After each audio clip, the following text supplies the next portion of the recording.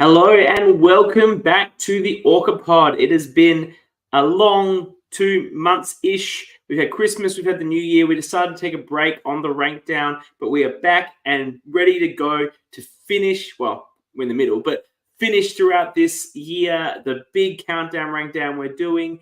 Tonight, it's all about Backyard Survivor 3, Exile, and that will be the case for the rest of this month. So as usual, we'll have a rundown with the winner, how, and the game that he played. We will have the tea party with some of the best contestants and exciting players from this season.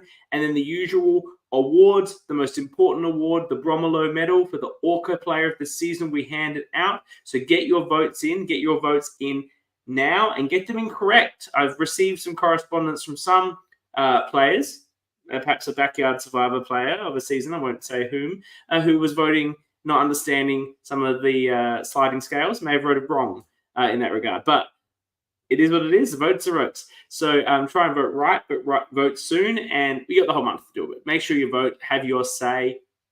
And if you want to start preparing for the next month, the next group of ORCA episodes we'll be looking at is, and we're going to start doing the rankings now, the 7th best LRG made in Australia is Melbourne Survivor 2 Warrandyte.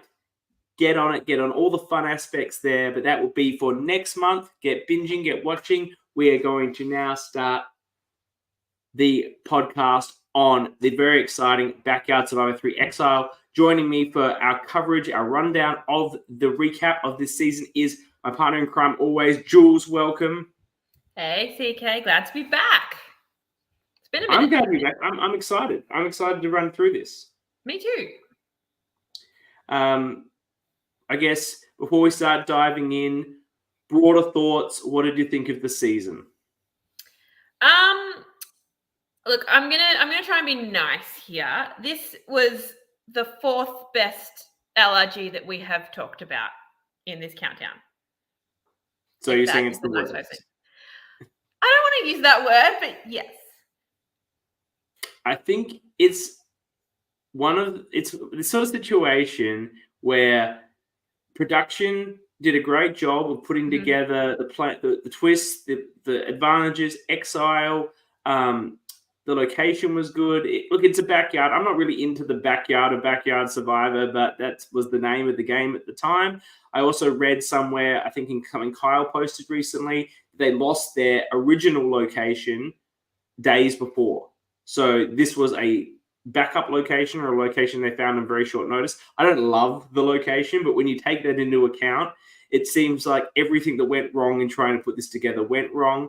And the same happened on the day. All these great advantages, all these great twists, and just the way the numbers played out in the game meant that they often couldn't be employed in interesting ways from a gameplay perspective.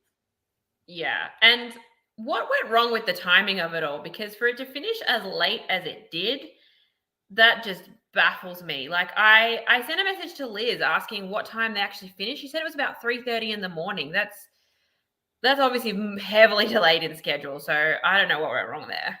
Well, that's standard. Backyard 2's like that as well. Really? Wouldn't you try and if you're going to do it for one day, aim to get it in before midnight, or else just go to 2 days. 2 days is fine. And they do go to 2 days later. And I must say, you're not wrong, but you're also missing a critical factor. And I've spoken to Keegan about this, who was on Backyard 2, and he said when you play that long, like start at 8 a.m. and finish at 3 a.m., you get the actual sort of part of Survivor that you don't get in the LRG, where you are just done, like mentally done. You are tired. You are actually hungry. You're not thinking straight anymore, like people are on Survivor after 10 days or whatever. So in terms of it impacting your mental faculties and your ability to make the right strategic decisions, you're not all there. So that is part of the game, and you do get that in this environment. I don't think we saw it necessarily in this season, but in season 2, I think it has a little bit more of an impact. But that's where I think, not to be talking about other LRGs, but that's where I think Melbourne does it really well by having the day one kick off halfway through the day, and then everyone gets through the first night and nothing really happens until day 2. Because speaking from experience, that first night, when you're so excited to play the game, your adrenaline's pumping, and you're sleeping on the ground. I did not sleep at any minute at all that first night. So I was feeling like that at the minute the game started properly.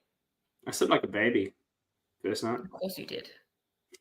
I had a very thick sleeping bag. Just want to give a shout out to Pratty, who's here watching. And I know Pratty's running his next season of Pratt Viva or Bren Viva or whatever we call it. Not its actual I played season 2, and it was so much fun. That was my first ever org, and I have been a little bit obsessed ever since. I've played multiple in a row.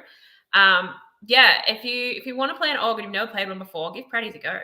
Yeah, he's casting, and I thought I'd call him out because I appreciate anyone who's watching this live. There's so much Survivor on right now. This is the Survivor peak. This is not the month to ever release an LRG in. The February combo of we get America and Australia double up. But anyone who's watching here live knows all the Survivor content on, so we appreciate you being here live. I think we should just get into the episode. And I felt that the opening sequence, not the first 10, 20 minutes, but the opening sequence about the season was pretty elite. Like, it was just a really exciting start. The editing, the production of that sequence, if you remember, it was very, very strong. And then we did go into an extended get to know you of the cast. How did you feel about that?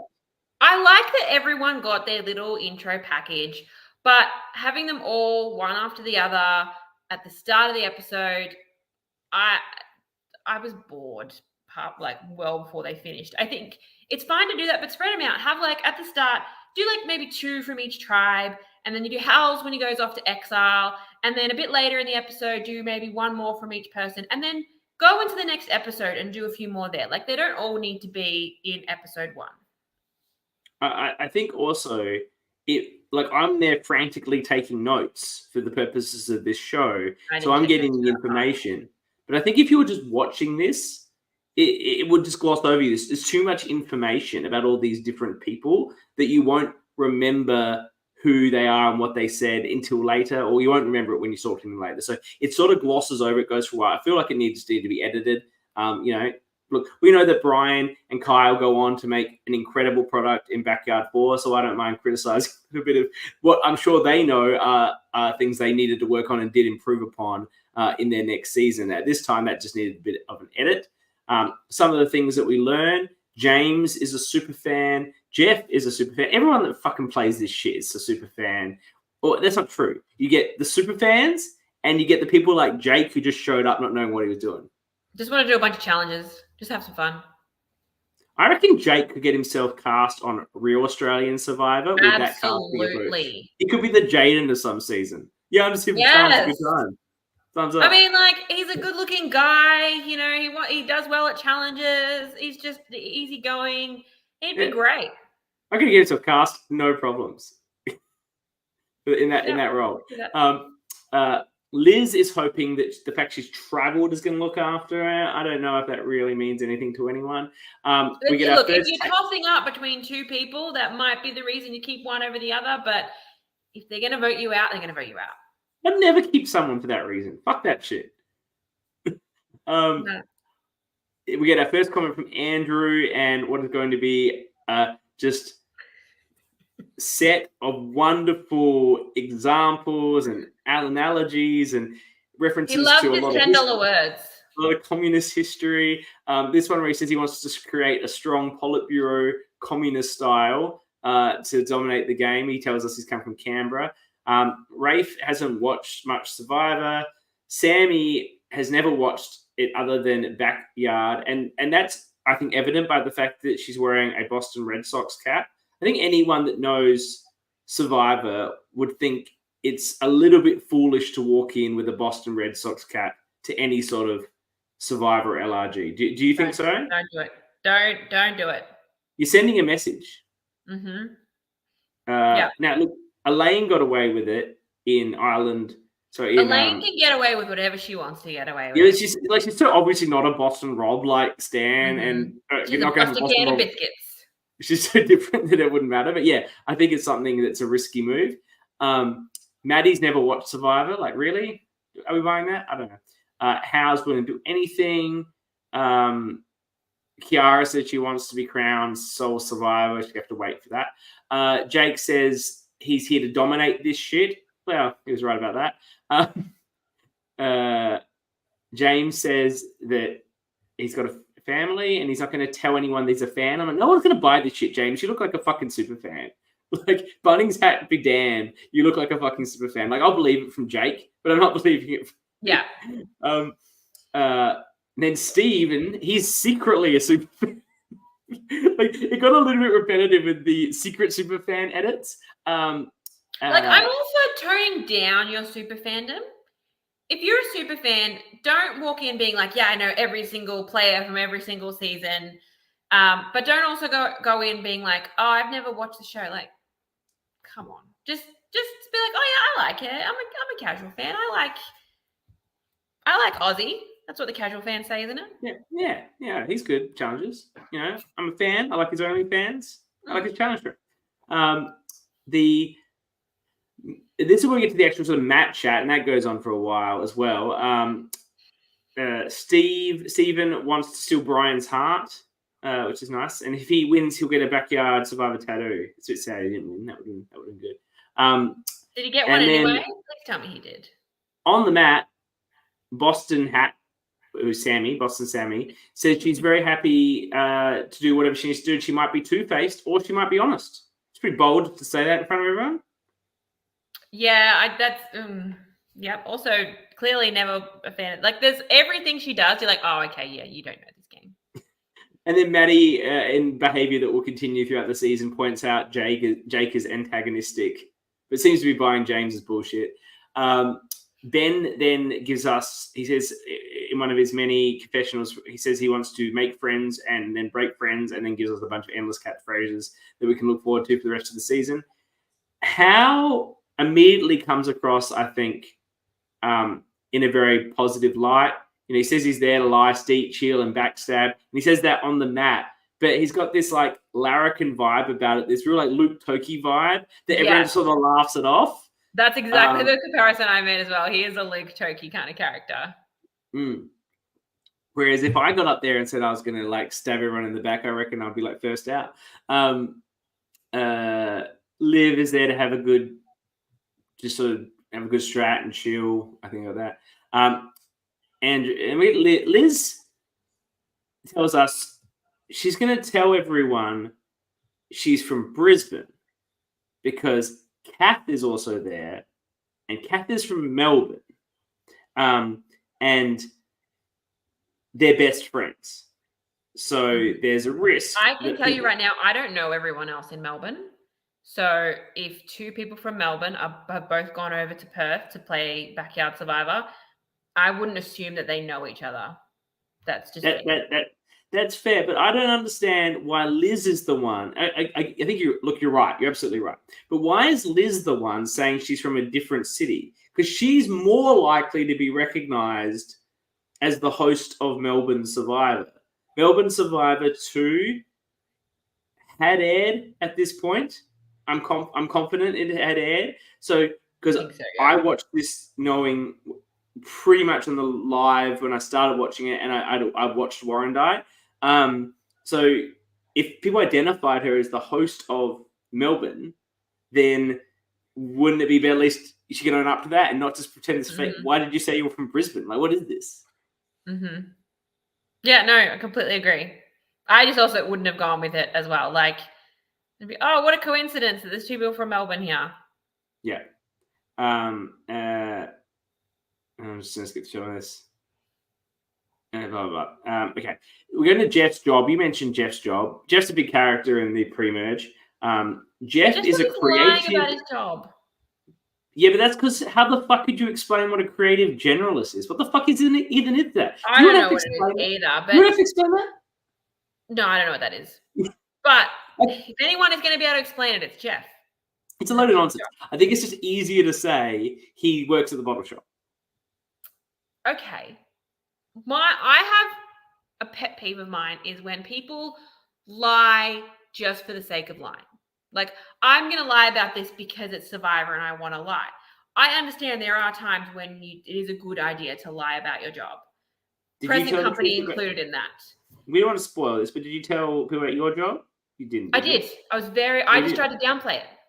Okay. But yeah, I understand you hiding your job as well, and I understand police officers wanting to hide their jobs. I understand that. Being a creative, whatever you do, why are you hiding that? I think it just, and when you are lying about, the more you lie about, the less genuine you come across, and I think that is probably a factor why people had issues trusting him, because you can sense that about someone. In his defense, if he told everyone he was a creative generalist, they would have probably thought he was lying about that, because it's not even a thing. I hear that. I'm like, oh, I don't know what that is. And then he tells you what it is, probably in one sentence. And I go, oh, okay, cool.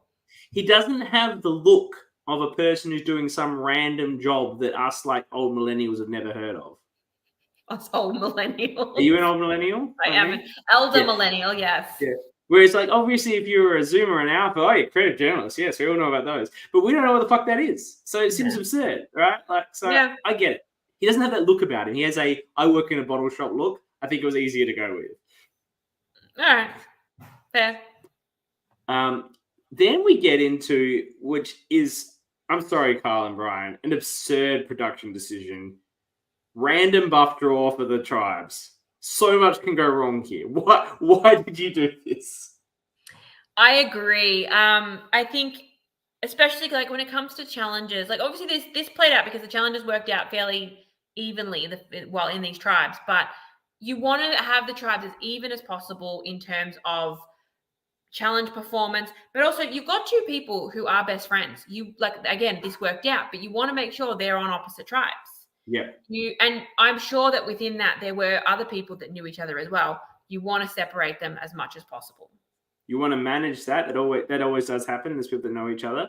And you want to let people have the chance to build those relationships on the tribes to begin with. Those existing relationships could have a factor. They may have a factor. But when we did the Backyard Survival 1 coverage, it was really interesting that even though there were those existing relationships, for the most part, it was actually the bonds and alliances formed in the game that held true, particularly with the OG Reds who left their other friends, you know, in the dirt. Famously, Amy talked about we were shocked why they voted. She was shocked that the others voted for her, and we didn't understand why, but it's because they were her actual friends. But she wasn't flipping to be with them, so like, what's the thing? But that happened, but that's because there was the time to build it. Look, they obviously did this because they wanted someone to draw a black one. How did they get the numbers right for women and men?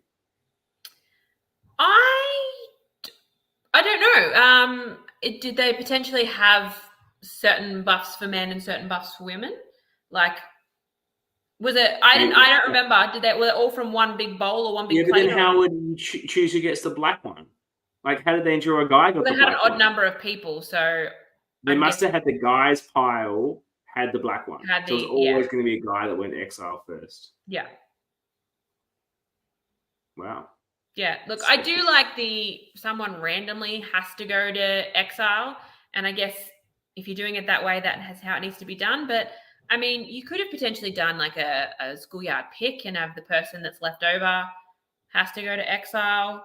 I think that's a better one. But again, that doesn't negate the people knowing each other and that kind of stuff. I think if you're doing that, if you had to give them an idol, like immediately, not the fake idol kit or whatever, because if you actually were singled out as the bottom by the schoolyard pick, then you need something. How to sort of like, oh, it's bad luck, whatever, I forgot, you know. Yeah. Look, he was the perfect person to go because he was able to so easily reintegrate himself. There are people that wouldn't be so good at reintegrate. Like I wrote down, this is a tough situation because you're missing. Yeah, I'd say like at least half this cast, if they are the ones going to Exile, they're the next boot. But how's the sort of guy that I reckon you meet and you immediately like, yeah, I like this guy, I want to work with him. He's smart, chilled, not stressed out. I like his vibe, you know. I even like at that first tribal when they're like, who's nervous? And he's like, oh yeah, me. Like, and he does like, there are sometimes where you see people who have immunity talking about being nervous and it irritates you. He's the guy that if he has immunity and says he's nervous, you're like, oh, Hal, you're a funny guy. We have a very long comment from, I think, a first-time live listener, Mark Pies, who I don't know who that is, so I'm going to put him up. And I think we will get into this in the context of the coverage. Pagongings can be interesting in the sense of how hard it is to get a group of people to actually stick together, because we see alliances break all the time. So if you can do that, it's impressive. But from a game perspective, it isn't what you want in an ideal season. You want power shifts. You don't want people to do it. This is absolutely right. And we will get into in the post-merge why this was a pagonging and why that didn't happen. And there's a few key players in all of that. And really, like if I get to the crux of it, it's Andrew drives it, but because how Jake and Samara know they've got all the power and all the hardware, they just let Andrew drive it and they're cool with it, and then they'll get him out eventually, and that'll be the final three. Like, yes, I mean, I think we'll get more to it when we get there, but I think for pagonging to work in a big group, everyone knows that if you've got a group of seven people don't make it to the end. So you've got to have your plan in place of what you think is going to happen when you get down to 7. And if everyone thinks that they have got a path forward after that, then that's when it'll stay together.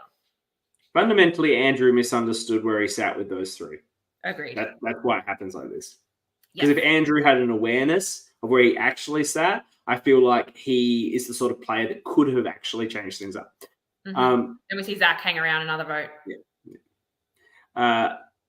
So the Orange tribe have called themselves Blood Orange, which I have said is the dumbest tribe name since America.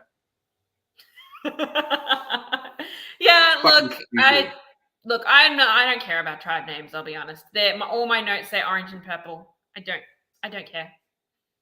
Andrew has been tear gassed 3 times in Egypt. That's interesting. Do you think some of this is just made up, or do you think is legit? I don't know. He's a very eccentric kind of guy. I would buy anything that he's got to say because he would just say it with such conviction. Yes. I have been tear gassed 3 times. He would say it like this.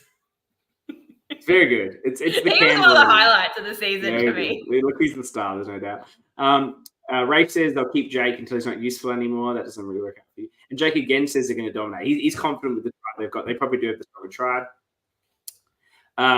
When we get to purple, everyone loves Zach. Don't know about that. Apparently, Kath has some. They know who Kath is. They don't know who Liz is, but they know who Kath is. Kath was running some sort of Soul Survivor superfan page at this time, and they all knew about it. Okay. So maybe they're right for Liz to lie about where she came from. Maybe. James has lied about having a family. He doesn't have a family. Do you think having a family makes you a less threatening person, a nicer person? The fact that you could conceive a child doesn't mean shit in terms of the sort of person you are. I think for men in particular, it doesn't really, people don't think about, and for a man, I don't want to get into like feminism or whatever, but for a man, people don't really factor their partner and their children into that. For a woman, it makes a huge difference. But for a man, whatever, who cares? I also got I'm not sure if anyone else in this tribe had a family. So I think they all seem a lot younger, and I don't think Jeff did either. So I think that you're then putting yourself, you did end up aligning with Jeff, you're putting yourself sort of in the older group. Like you're already saying, I'm here and they're there. Now, look, I talked about my family when I played, and Brady was the only other person with a family, but we had like a whole night to talk. So you got to talk about who you are. And I'm already lying about my job, so I've got to talk honestly about the family. So I don't think it's such a big deal, but I just don't get why he's lying about it. And I think it would, if there were other people in his tribe that had a family and he wanted to try and like build a connection with them, that is something you could do. But I think also you'd get found out if you don't have kids and you say that you do. You're going to have a hard time really relating to someone. Yeah.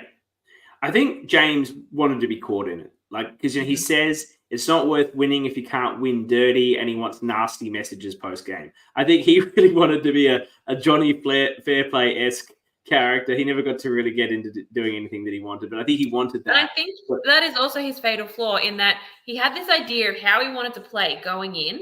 This is what I'm going to do. And you can't do that. You need to go in and be flexible. I might play like this, or I might play like that. I'm going to go with whatever is presented to me when I get out there. We see that Maddie likes James, but she also sees through his bullshit a little bit. Ben on the other tribe knows Jeff and is telling Kiara that Jeff is a super fan. It's a fucking super fan. No one cares. What do you think about How's the first Exile reward? How gets to materials to make a fake idol? He didn't really do anything with it. His comment of like it ends up being quite important later on. It does. Yes, that's sorry. I do tell a lie. It is true. But he said, "Oh, it's my first chance to tell a good lie," so he's excited about that. I just an issue I have with this whole season is whenever someone got to Exile, they were just given something. There was you had to go searching for it. There was no clues. It was just, here you go. It was a very small area. Yeah, no, I agree. And that's, they did the best with what they had to work with. But, and just like a fake idol, I don't know, what is that going to do? I think it would have been done well if he had hidden it somewhere fairly easy to find and let someone else find it. I feel like it would be better if he had a real idol to protect him. I don't know. I guess, look, to be honest, I guess what the idea was at the first tribal he went to, he could have said, "I have a idol for one tribal council. It's only the first tribal council I go to, and I'm just going to play it for myself on this first one, and then it's gone." Like, he could have said that. People believe that. And if you say it's only good for one tribal, people aren't going to vote for you. They're not going to take that risk. Yeah. So look, and you show it. Look, here it is. I'm just going to play this in the first one, and then I'm out. It looks legit.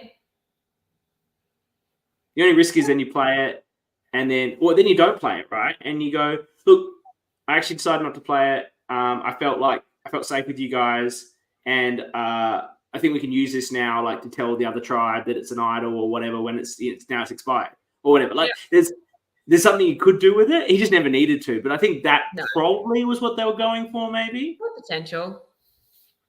I think it would have just been an idol, except that they got the super idol coming up in the next one. So it's like. And also, he was already safe from one tribal. So it's like, that's going to give him safety from two tribals. Mm. Do you think this is a challenge that someone should have thrown to get Hal? That's interesting. I think that is more relevant when you get to the swap. When you've got someone that you've already played a bit of this game with this person, you want them on your tribe, that situation, you might do that.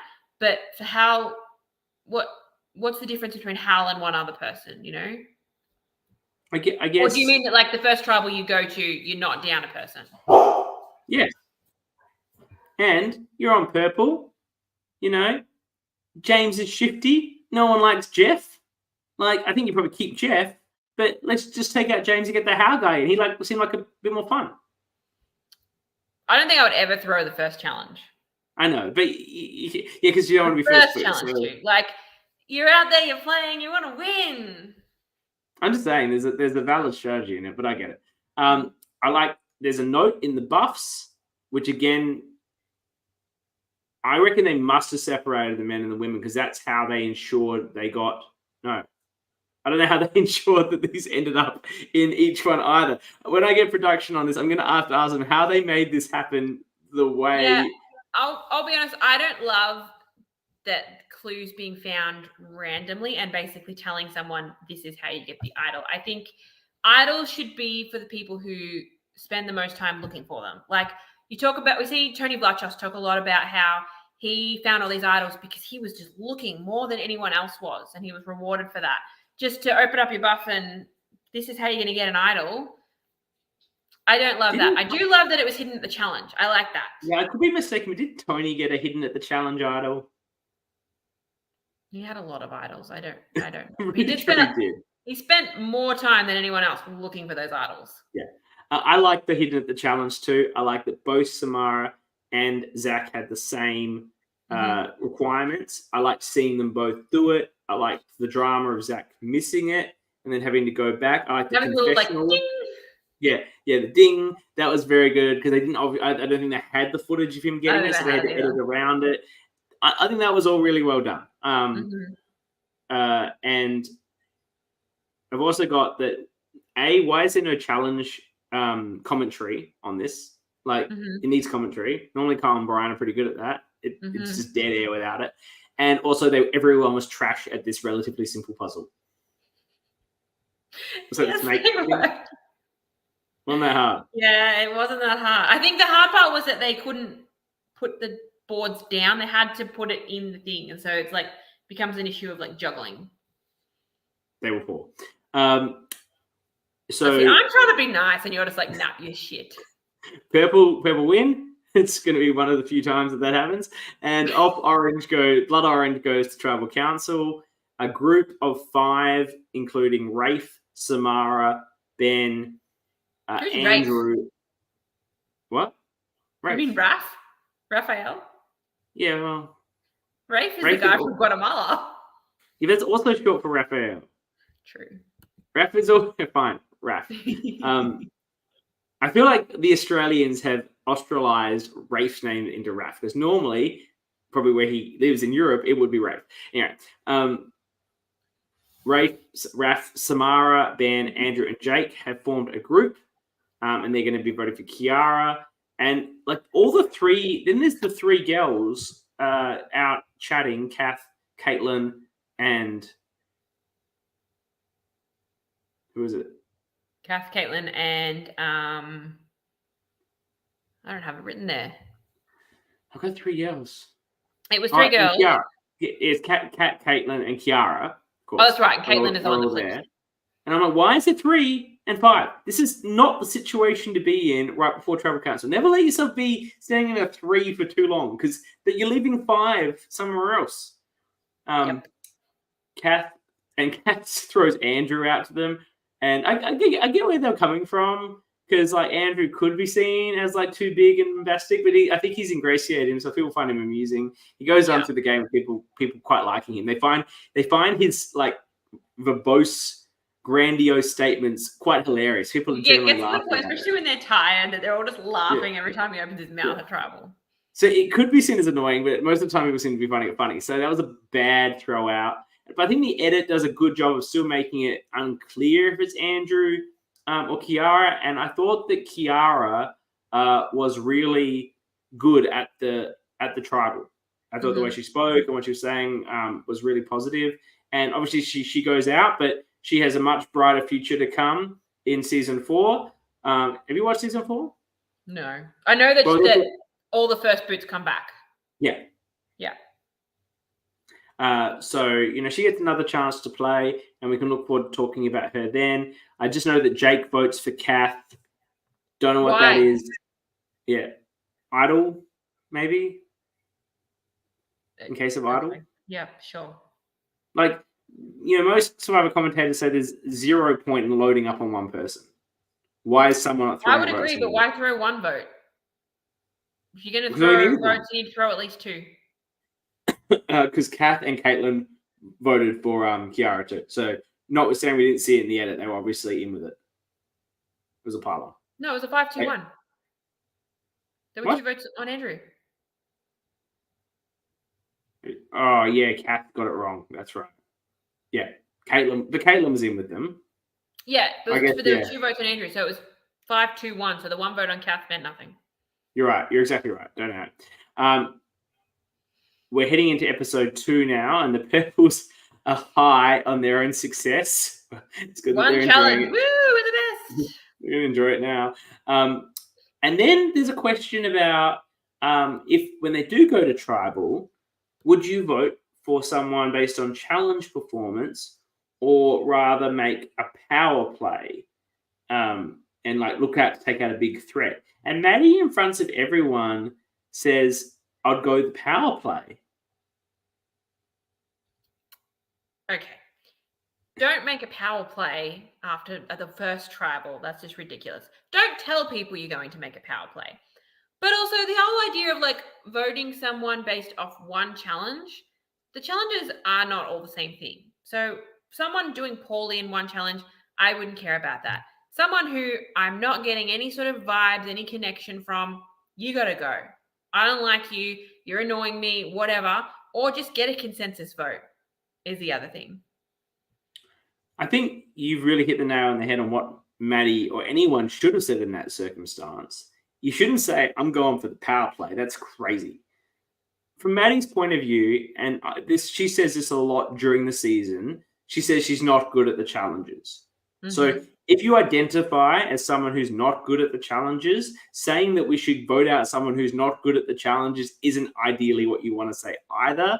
So I think what you alluded to just then, Jules, is the right answer, which is I think we should be voting for someone who's just not the right fit for the tribe. That's just not vibing with everyone the same that everyone else is. Particularly as Maddie, she's not really in the core, but she seems to be, she's sort of fifth there and she's liked by them. And she seems like a likable person. So I feel like that's the vibe of what you should be voting for if I was her. And that's the way it does go. So, yeah. But, then Liz hates her tribe. I think the actual statement is she low-key hates it, which is the name of the episode. Good episode title. It is a good one. And then we get the intro. And look, this is another production decision that I just don't enjoy. Carl and Brian, I'm sorry. Why are they not in tribe order? Why are they in alphabetical order? Why? I don't know. I want it in the tribes. I don't know. I agree with you. Howe's job is a sports gambler. That's not a job. It just goes down to the TAB. Not a fucking job. I didn't notice that until about like halfway through. I'm like, sports gambler. Okay, so he just has a gambling problem and he doesn't have a job. Cool. He needs the win. He really needs the winnings from this. I think he has a job now. I think that I'm trying to line him up for next week, and he has a lot of work. I think he's a photographer. But like he was like, it looks like he photographs, footy, and I think he was doing some stuff with Blink-182 for their concerts and stuff. So I was at their concert last night. Fun fact. But anyway, aren't we going in a couple of weeks? Okay, so the purple will go off idol hunting together, which I don't mind. I like give yourself the permission to go. But again, they split into a 5-3. Okay, let's go back to the group idol hunt. I don't mind it if you do the whole, hey, there's probably an idol here. Let's look so that we all have it together and it's the tribe idol. Like, I don't mind that. And because, I don't mind either. For me, if I'm not finding the idol, I want to know who has it because that's the most powerful part. So if someone finds it and doesn't tell anyone, I'm nervous. But if we're finding it as a group and you find it, I'm like, well, at least now I know where it is. But I also don't mind as an opportunity when they split to actually try and have a conversation with a smaller group, which, someone might find the idol, might not, who knows. But at least you have that opportunity. The problem is if you find yourself in a 3 and a 5, I think it was a 3 and a 4, and Maddie had gone to do confessional because she wasn't around for this bit. But you just left 4. Mm-hmm. And to me, they look like a bit of a natural 4, like the Stephen, Zach, Olivia, and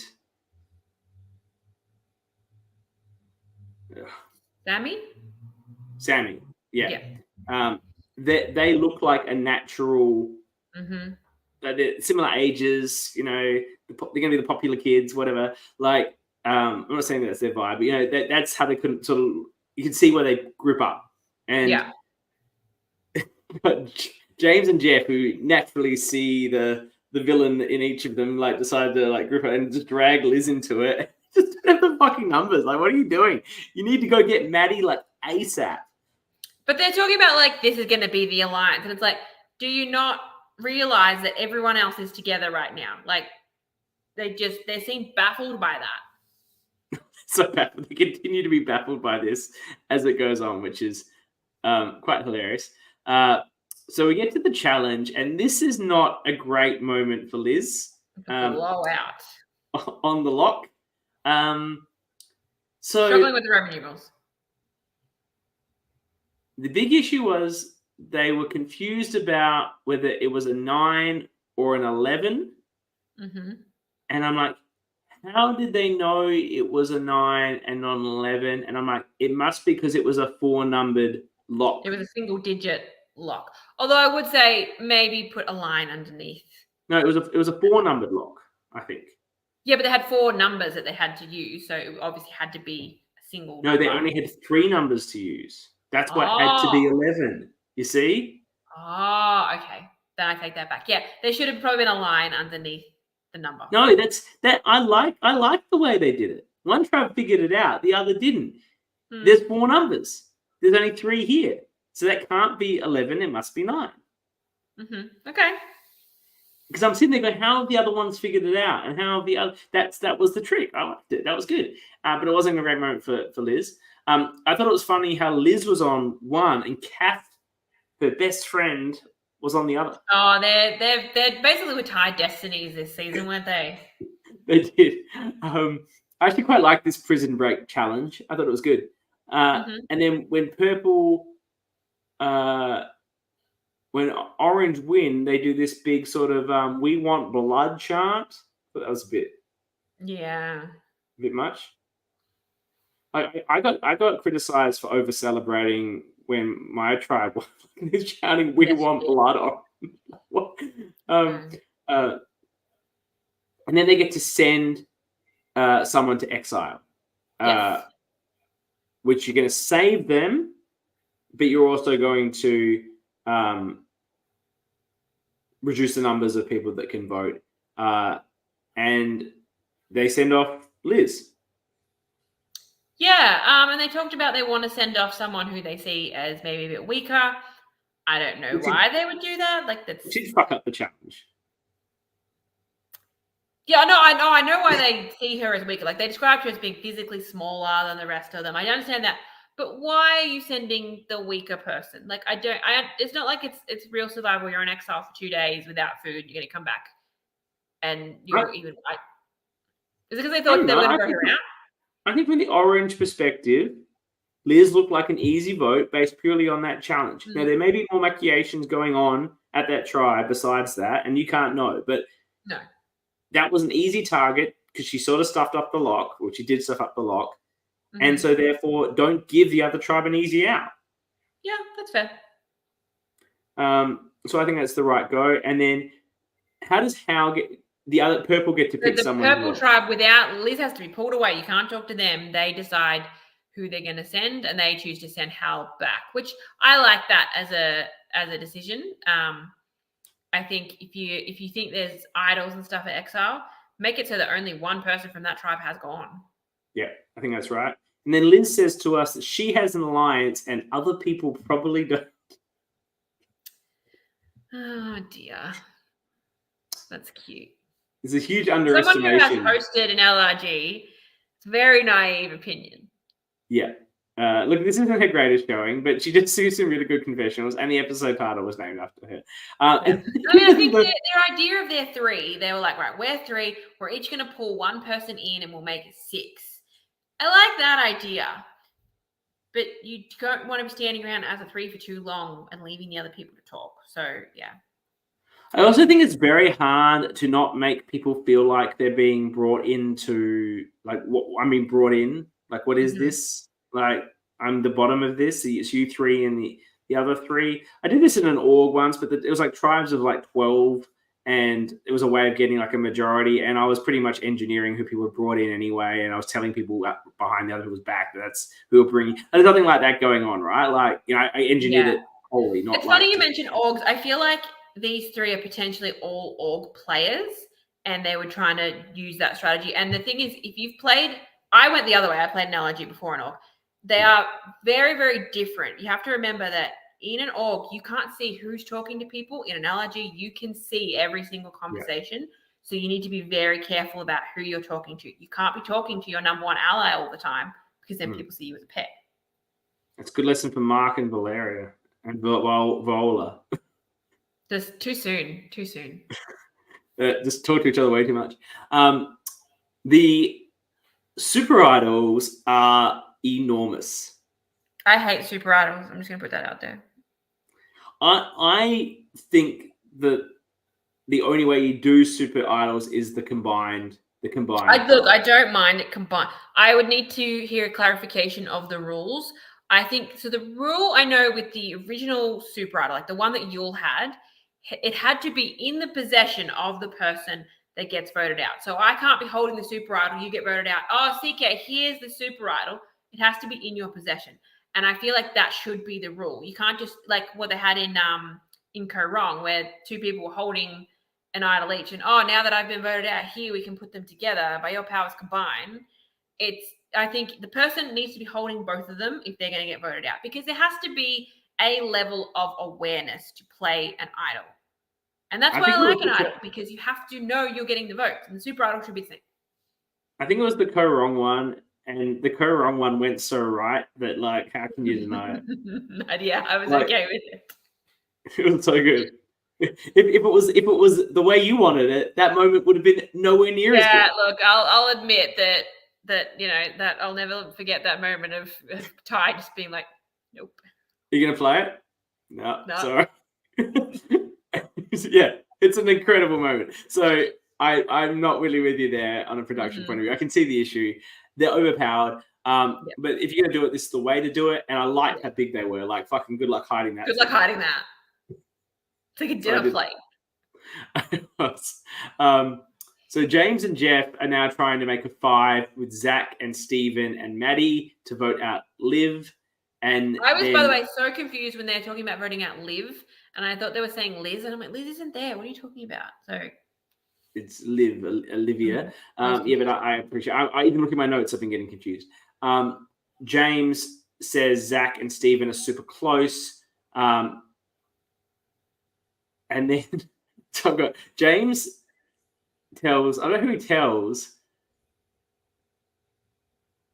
I think that's right. James tells Jeff that Zach and Stephen are super close and that we've got to use that. But then Jeff is just crapping on Zach to Stephen. It's like, Jeff, you would like James gave you the heads up. Those guys are close. Maybe we should do a boys thing. I don't know.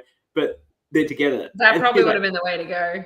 He's just crapping out. If you're going to split up a pair, use other people. Don't try and get someone to vote out there. And don't get CK to try and vote out Max. It's not going to happen. Zach is weak and whatever. Yeah, James goes 5-2. I imagine he was devastated. Mm-hmm. He came with all these big plans about who he wanted to be, and this big villain. Yeah. Can I ask, what did you think about what was the little show at the end? Something about Inside the Urn. Do you like that? I don't watch those. I'm already watching that, binging this whole season. No, because it was like they had it for like 5 minutes at the end of every episode. Yeah. You didn't have to watch it extra. It was just there. Yeah. Are you asking what it is or what? No, did you enjoy it? I didn't watch it. I'm saying I'm binging the whole season to get to the next episode. Some of the episodes are quite long, so I didn't watch them. I actually did watch it every time because they kept it nice and short and sweet. And it was very much like, here's who voted where.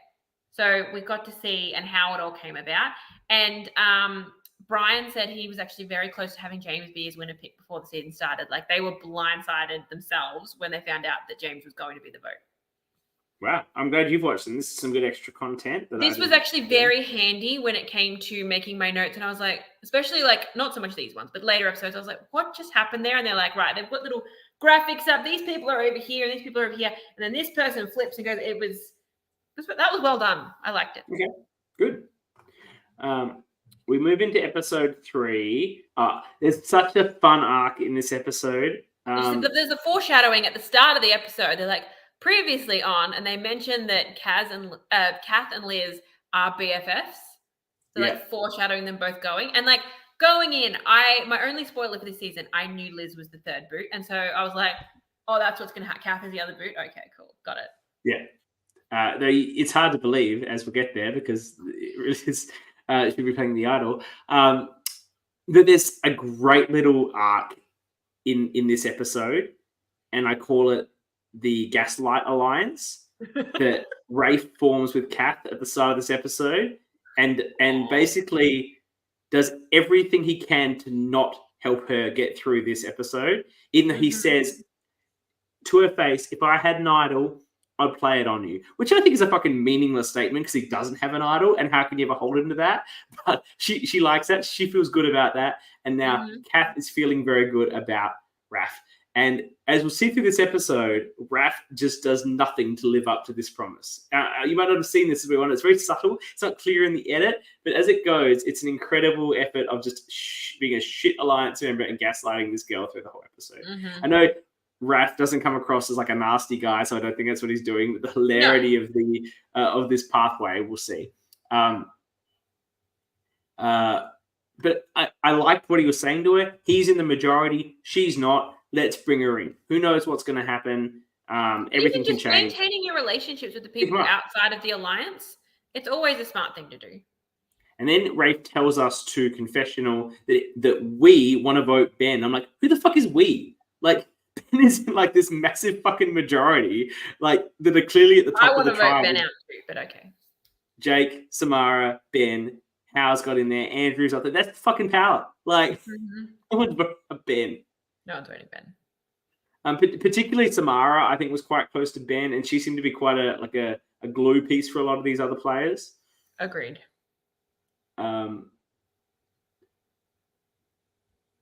Jeff is Devo. Jeff is devastated. Oh, he's mad. He's like, when did this happen? Did this happen when the three of us were away? I'm like, no shit. Yes, it did. You're out of the numbers, mate. You're in a lot of trouble. You're done. All right. And then Steven's like realized he lied to Jeff. He lied to Jeff because he lies to Jeff and says he voted for Liv. And he's like, that's dumb. Like he knows that I didn't vote for Liv. Like James didn't vote for himself, and Jeff knows who he voted for. Steven's like, why did I do this? I don't remember who it was. Someone had said, "Oh, we wanted to tell you, but we didn't get a chance to talk to you by yourself." Like. That's a good try. Like, I like that. And then Liv thinks that because she got 2 votes, that she's not close with her teammates. Like, you're in the majority. Don't fucking worry. They have to vote for someone. Like, don't worry about it. Yeah, who cares? Okay, so then we're going to have a double tribal, and we've got a double immunity where people are paired up with someone from the other tribe. We've seen this before. I like this. In Canberra season 1, though this occurred before Canberra season 1, so Canberra season 1 copied them. But I think it's a good idea. With the odd person out going to exile, like it's a good way of sending the people to exile. It's not always. It's different ways of going to exile almost every time. Yeah. So I think that works well, and I think it's a good challenge. Very Australian. I think there is an Australian Survivor equivalent of this, which isn't with. Yeah, there was. And like, oh my God, how am I blanking? Shawnee, how did I blank on Shawnee? Shawnee dominates that challenge twice. Yes. So I liked it. I would be terrible at that challenge. You're not good at this? No good core? Don't have good core strength? I like that we get Liz and Hal paired up. Because they've got the super idol and they're just at the thing, and they drop it almost immediately. Obviously, Liz doesn't have any core either. So here we get to the first one of my Wraith gaslighting saga. It's Jeff and Wraith on one hand, and Jeff's fucked. Like, we know Jeff desperately needs this, and Wraith can see it in his eyes. He talks about later that Jeff is looking at him like, don't fucking drop this. And on the other side, we have Wraith and somebody else. I'm not sure who it is. So with Kath. With Kath. Kath and Sammy. Yeah, Kath and Sammy. So Wraith could right now drop it and save Kath, and then they could work up a plan together. It's fully within his power at that moment. Easily done that to save her. It's not like it's a throw. It's like second to last. You did a good job. Pissing off Jeff. Who cares? Yeah. All that whole group has been talking about they want Jeff out. Like they're nervous about him. They want him gone. So he'll play an idol. He doesn't need to play an idol. Just give him fucking immunity right now. Do you see what I'm saying? Is Raph actually wanting to work with Kath or no? Because we see later when they're having their debate, they're talking about that, Raph and Kath are close, so we need to be careful of that. Like, is that actually a thing, or was that just Raph's like, oh, she wants to align with me, cool, good for her. She can be an extra number for me down the road if I need her. Yeah, yes, I think that's exactly what it was. It wasn't genuine, but it was about a potential extra number. But here's his chance to save that extra number at no real loss to himself. Yeah. I don't know. Though, look, maybe it would go badly. Well, let's talk about Caitlyn Exile. She gets the rock draw advantage. I like this advantage. Yeah, I like it too, and it ends up actually having an impact. It matters. I like that it's not a super overpowered advantage. It's one that is very situational. I like it as an advantage. And here's a hot tip for anyone who goes on an LRG in the future. If you get an advantage that's public, but people don't know what it is, just tell them you got the rock draw advantage and pick up a fucking rock from somewhere. Because this is the most like unthreatening advantage. And it's one that makes people want to work with you because it is one that, okay, if I've got the rock draw, yes, it'll save me, but it also makes our numbers scenario better. We've got a better chance of all surviving because we've got one less person drawing a rock. Okay, I thought your hot take was going to be don't tell people about your advantages because I like the fact that she told people about this, but we'll get to that. Yeah, so this is the one to say when you've got to fake. You don't want to tell people you got to steal a vote or whatever the fuck you got. I would have always said an extra vote because that's the other least powerful advantage I can think of. This is even better. No, even an extra vote, I think people would get a bit threatened by, especially people that aren't that familiar with the game. But this one, because the odds are there wouldn't be a rock draw. Yes. So you didn't really need to fake whether you had it or not. Mm-hmm. I like it. It's a good move. For that, Rafe says that he thinks he was be safe anyway, but he's immune. But Ben, maybe not. Like they're all sus on Rafe chatting it up with Kath. And then Ben is talking about that. We want to vote for Kath, but I'm worried that he's going to give her the necklace. Why is that a factor? Because like he can't give her the necklace after the vote. So you have an idea. Oh, there's Liz. But if you pick up a random rock and be like, "Here's the rock," hard to draft up the paperwork out there. People don't necessarily want to see the receipts. Sometimes they do, but not everyone. You don't have to show the paperwork. Yeah, and now you could be like, it's a rock draw thing like they had on Backyard season 3. Just like it's pulling nonsense out. Liz is arrived. They're talking about we can't vote for Kath because Raph might give her the necklace. Like, no, that's not a factor. You just have a plan B in case he does that. Do they not know how and when the necklace can be given away? Yeah, I don't know. It's good that Liz is tuned in now. We're about to get to her boot. And then sometimes there isn't time to see the receipts anyway. Yeah, exactly. Like LRGs, you have no time to do anything. So switch over to the purple. Liz comes back from Exile to see that James is gone, and she's shocked. She's Pikachu face shocked about this. I'm like, you had a 3-person alliance. Yeah, but it was an alliance. No one else had an alliance. Weren't you paying attention? It was the 3-person alliance, and you weren't there, so they were down to 2. Who do you think was going? Yeah. Jeff knows Liz is going. Does Liz? She doesn't want to use her idol, she tells us. I know she just got it, but like Jeff just won immunity. Like if Jeff didn't want immunity, like I said, my only spoiler, Liz is the 3rd boot. And at the start of this episode, I'm like, does someone find a nullifier? Is that how this happens? Like, how did you not play it? I think if Jeff wasn't immune, that's fine because I reckon they're both. Yes, I agree. But literally, the only person left out of the previous vote is safe. I'm like, yeah, she's like Alex from the Carrots and Lyra. A 3-person would do the majority. My favorite bit though is Liz has a different plan. She's not going to play the idol. She's going to convince them not to vote her out, and she's going to tell it's because she's travelled. She's travelled all the way from. No, but she's travelled all the way from Brisbane, which is like the longest flight you can do in Australia. But then it adds, but not specifically for this. I come for this, but I have come that far. It's like you're making it even easier. She just said, "I come all the way, but not for this, but I'm just here." But I'm like, what? Yeah, and like again, people haven't seen my season yet. There were a couple of interstate people on my season. That was never a factor in whether or not I voted for that person. So Liz doesn't play the idol. It's bizarre. She goes 6-1. R.I.P. I've asked, Liz is here with us right now, and I've asked her, when I did my interview for Melbourne Survivor 3, which was with Liz, JP, and Vince, and at the end they said, "Do you have any other questions?" And that was your question. I said, "Liz, why didn't you play your idol in Backyard Survivor?" Cast you? I would have been like, "No, he's rubbing salt in the wound. He can go." I'd already told them I was going to be their villain for the season, so I was just like tripling down on that, like that I would be their villain. And so I was like, "Liz, why didn't you? What was up with that?" And I have talking to Liz. I've asked Liz questions about this before. What was it? The edit? Did it just look like it was really her?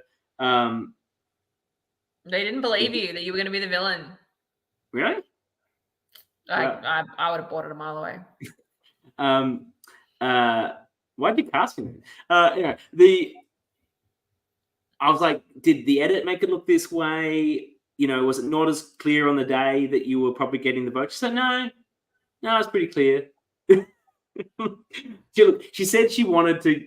She just got the idol. She wanted to save it to have something with How to have the super idol. You need to still be in the game to be able to use the idol later. Yeah. When you get voted out, it comes out with you. So yeah, advice future LRG players, if you think there's a good chance you're going and you have an idol, play it. If you think there's a slight chance you could be going, just play it. Just be safe. Who did she find vote another for? idol? You can't come back in once you're out. Well, do you have any notes who Liz voted for?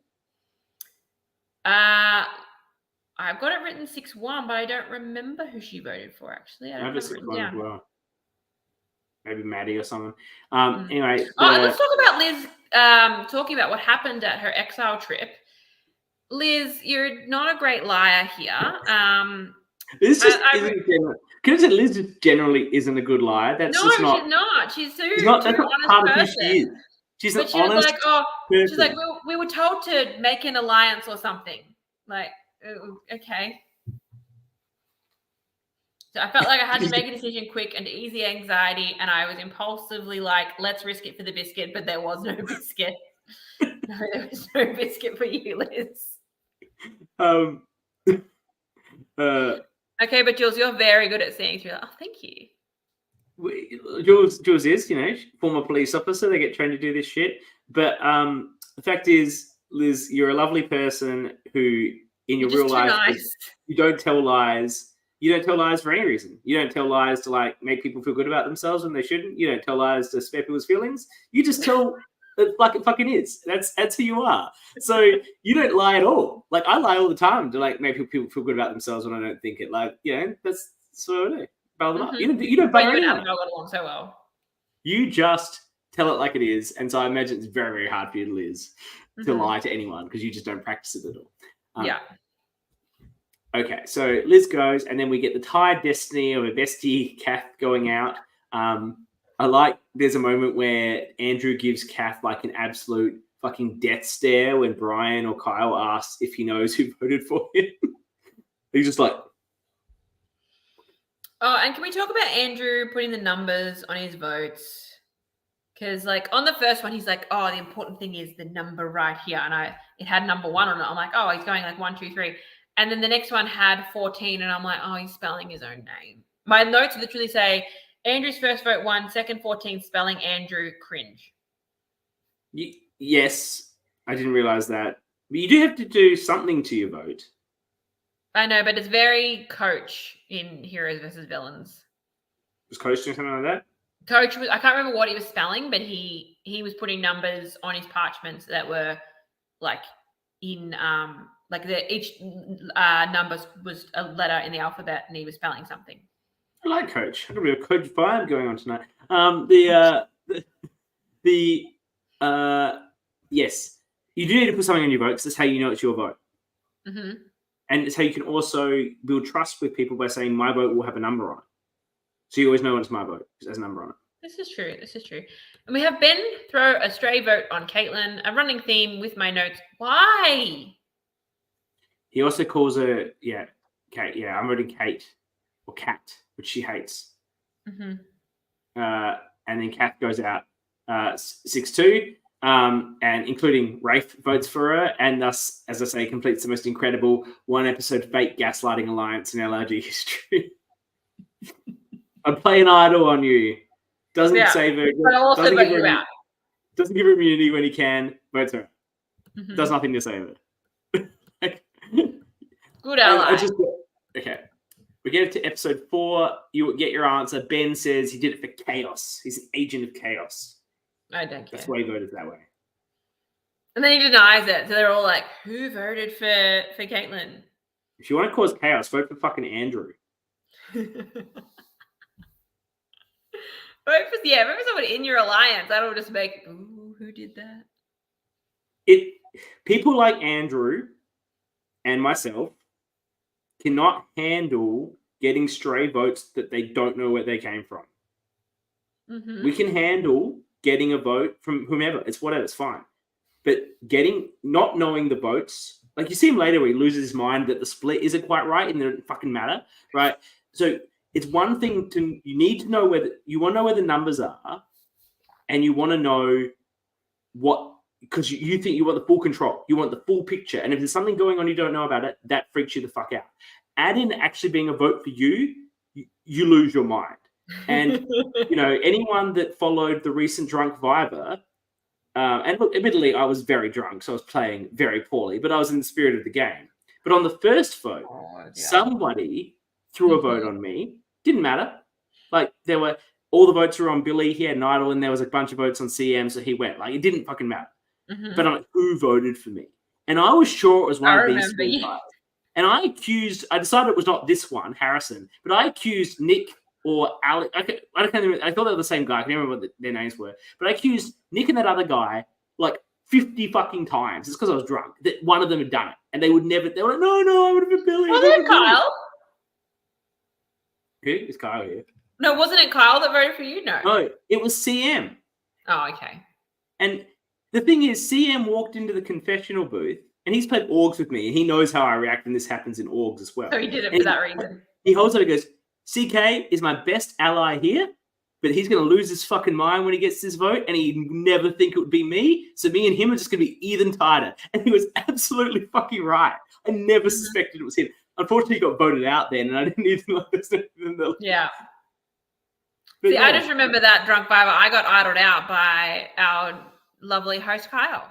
Yeah, Liz says somehow drunk Viber comes up. Look, that's because the last drunk Viber, Jules and I were pretty elite at it. This one, we both went pre-merge, so it's probably the last you'll hear about it.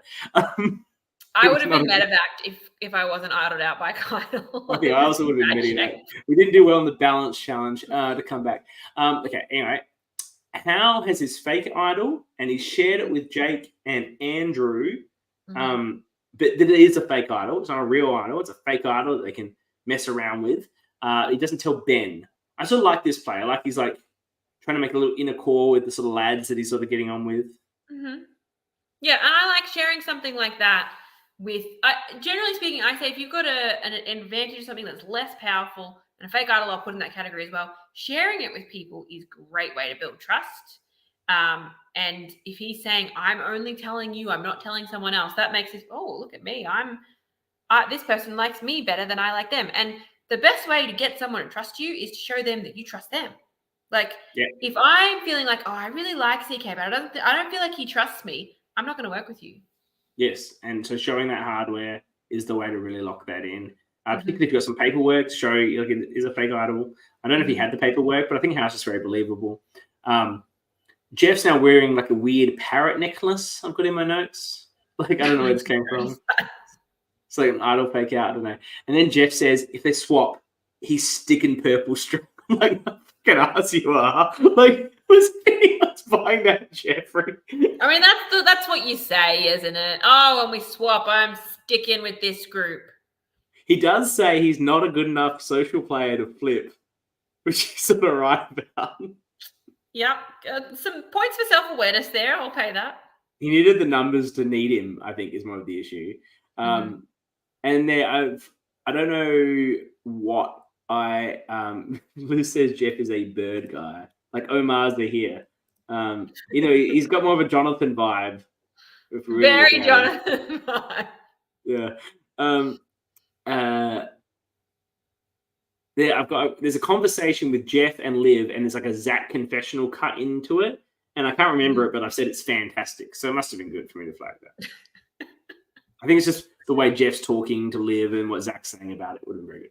And then I said, what is this backyard? Like, what is this backyard? Like, the stuff that's in it. It's sort of like sometimes is it actually a backyard, or is it like the surrounding park that's next to a backyard? They got an Airbnb that's next to a park. Industrial shit. There's a pool. There's like, anyway, apparently they got it last minute. It's interesting. I'll give it that. So we have a swap, and it was about. Thank you, Liz. Yeah, no lies detected. They've got a different basket for the swap, so we're going to get a mix. But this also pretty much immediately fucks purple. Yes. Because you're only going to get a 4-3 and a 3-3. Yes.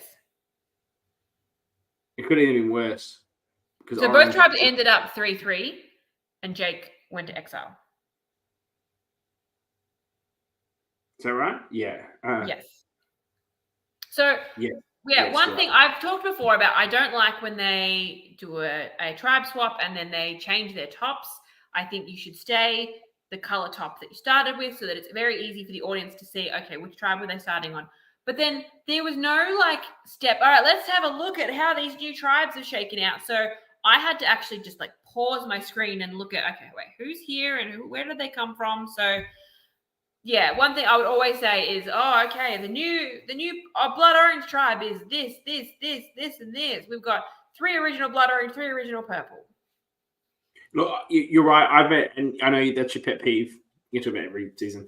I was wrong. Yes, I thought this was very good. It's guaranteed to be a 3-3-3-3 with someone going to.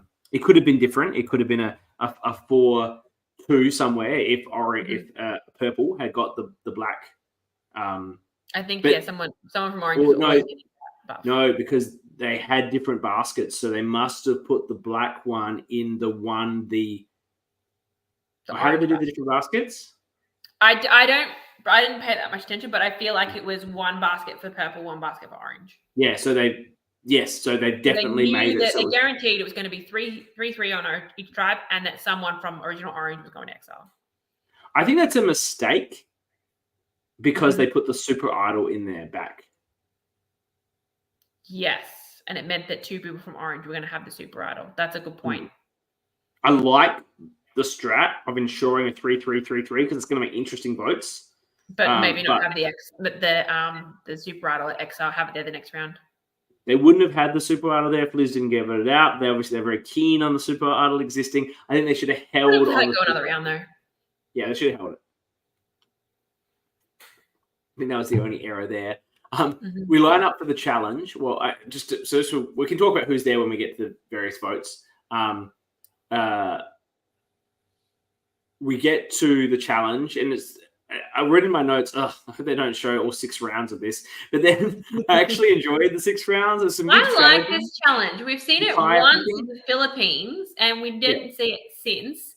I really like it as a challenge. It's a combination. I like any challenge that is a combination of physical and mental. Yeah, there's strategy to it, but it's also physical. I agree. It was good. I enjoyed it. I didn't mind watching the rounds. And then I look at this, and so we know that orange have won, so purple are going. And I'm like, if they don't vote out Jeff, they're going to be so jacked with Jake and Hal on their tribe. Yeah. And so we see that Zach is immediately throwing Jeff under the bus. Let's vote for him. For me, I know that they don't trust Jeff. Whatever. But you know that Jake is coming to the tribe when you go to tribal. I would not be willing to get rid of a purple number at that first vote. I know you don't think that Jeff is a number for you, but you have to do what you can to avoid that. This is a tough one. Like, you're absolutely right. This is the prisoner's dilemma that, it's been happening all week with Kirby and Ferris that people have been talking about in Australian Survivor. You should stick together, but can you trust Jeff not to flip over to them? No, you can't. There's one play you could make. One play. Play the idol? you'd have to say as Zach, Jeff, I have an idol. I reckon we can get them to vote for you. And I'll play it on you. Yeah. Like, I reckon they'll vote for you and we can make that happen. And we can say, you know, you're on the outs. We'll vote for you. Play the idol on you. Of course, then Samara will play her idol on someone. And Hal might as well also. And it would require them to pick the right target. They wouldn't vote for Hal because he went to Exile twice. Samara or Ben. They would probably vote Samara. She probably plays the idol on herself. Probably saves it. And then now... Yeah, all the idols ended up on the one tribe. Yeah. And then, so that happened, then it's now a rock draw, potentially between Ben, Zach, and I think it's weird. Zach's not giving his idol to Jeff. Like, that's not going to happen. I also think the reason why it's not going to happen is because all you're doing is bringing Jake in. So you don't actually fix the numbers. You still want a 3-3 on the next vote. Yeah. Yeah, so I do like what he was trying to do. Like, so we see Zach approach Ben and is like, we should make a 4. You and Samara, me and Maddie will be the 4. And I think he needed to really, I mean, it didn't work because he was close with Hal, but he needed to push, okay, we'll vote out Hal, and then when Jake comes, you will still have the orange numbers, and then we can vote out Jeff after that. I think that was his best play. I think the problem is they were fucked because the orange is not just 3 orange, but 3 orange that was super tight, and then Jake's the other one that's super tight with them.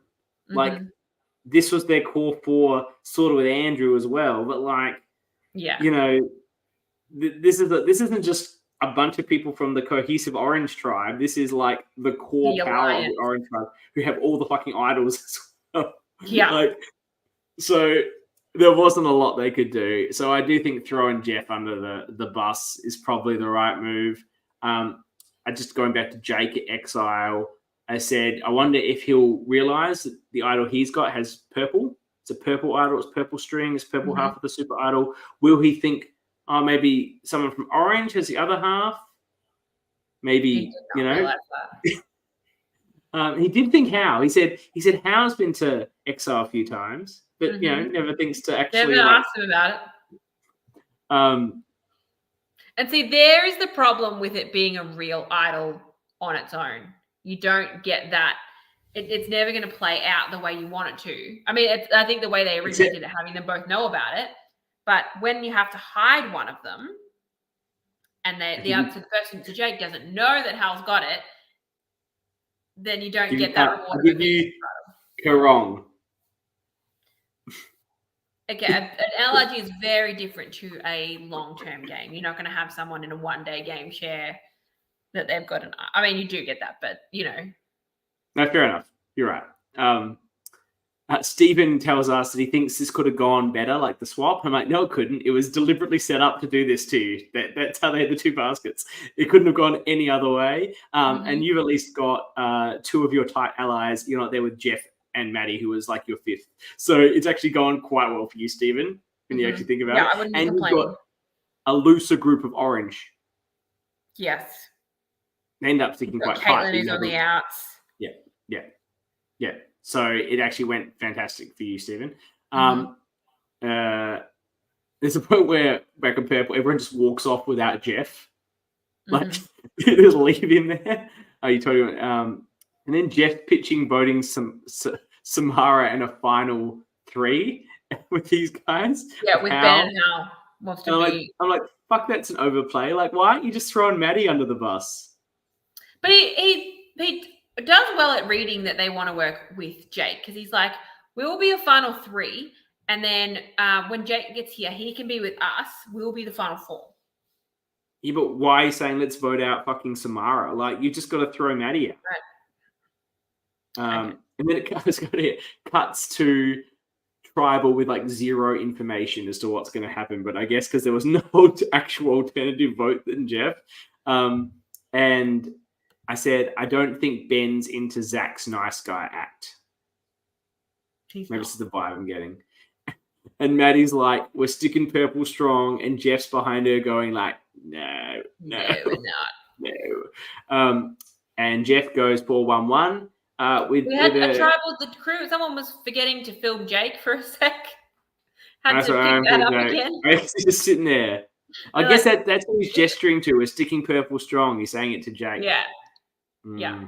So we see a 4-1-1. Maddie voted for Samara. Don't know why. And then Jeff voted for Maddie. Yeah. But he did shave his balls for this. Yeah.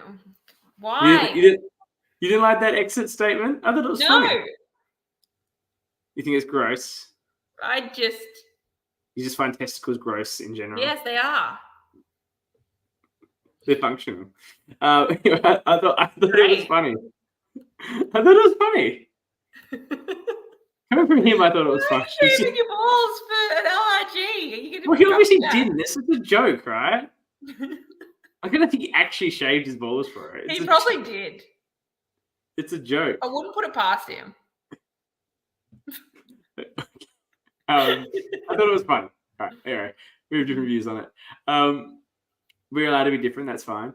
Episode 5, purple, and I'm like, ooh, Hal and Jake are on the same tribe, and they've got the super idol. And this is what continues to me, an episode by episode, like excitement of when they're going to reveal to each other that they've got the super idol and they can combine and it never fucking happens. Never happens. But I feel like the fact that it didn't happen kept me more interested because I'm like, when will it happen? Anticipation, yeah. Whereas once I've got it, like it's irrelevant. Yeah, wow, they got super idol. Now they're more fucking powerful. But like, yeah. Anyway, Howard considered giving Jeff his fake idol. He really wants to just give this fucking fake idol to someone. It's this whole like saga, the whole thing. For me, I would have had much more fun hiding it somewhere that's very obvious that it's going to be found. Like I would be doing an Angelina and just like put it somewhere really obvious, and then I'd have to do a better job of pretending to be surprised when someone found it. But yeah, that's what I would have done. Well, that depends on whether in his idol making kit they gave him materials to make the paperwork. You need the paperwork. Do you think they gave him materials for the paperwork? I don't think they gave him the paperwork. Yeah, I don't think they anywhere in Real Survivor, LRG, I don't think you would ever be cruel enough to have a fake note.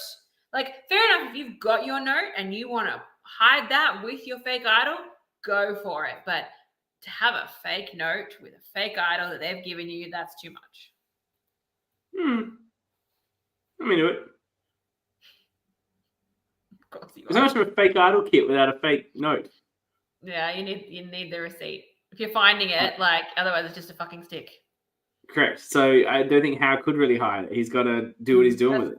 That's good. That's a fair point. Jake tells us he doesn't like the color purple. And he appears to be wearing a blue singlet. Like, dude, it's not gay to wear purple. Stay in orange. It's not gay to wear purple. You can wear purple. There's nothing wrong with it. And maybe that's what he's saying. He just doesn't like it. And Hal's got like a pink singlet as well. I'm like, can these people not like color code? You don't want them changing anyway. And then Maddie calls him out and Jake says he's colorblind. I'm like, I don't think color, like you're red-green colorblind, right? Don't do blue and purple. Yeah. And then Maddie says Jake's a real dick. Maddie.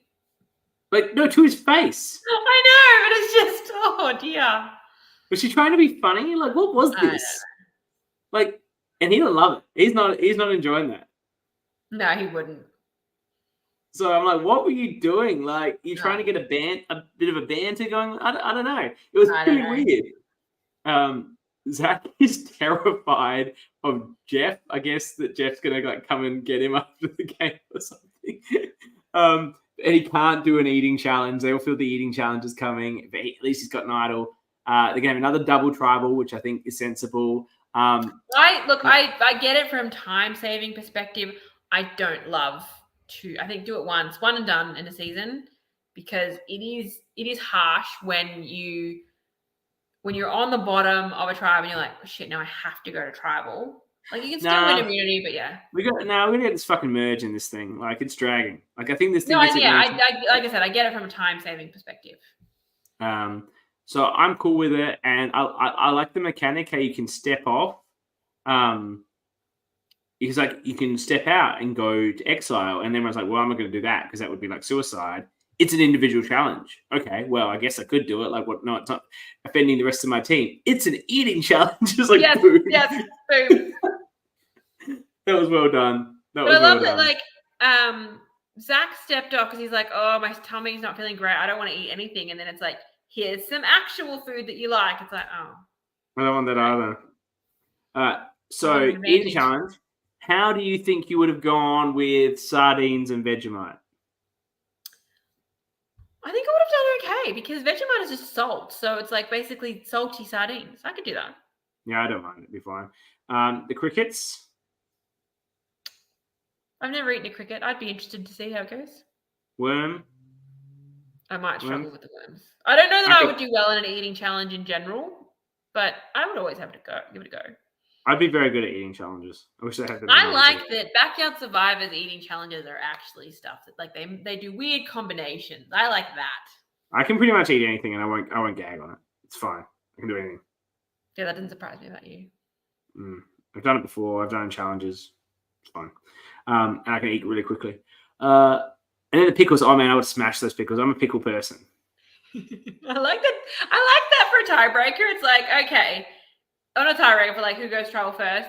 You got 10 pickles. One person can eat all of them if you want.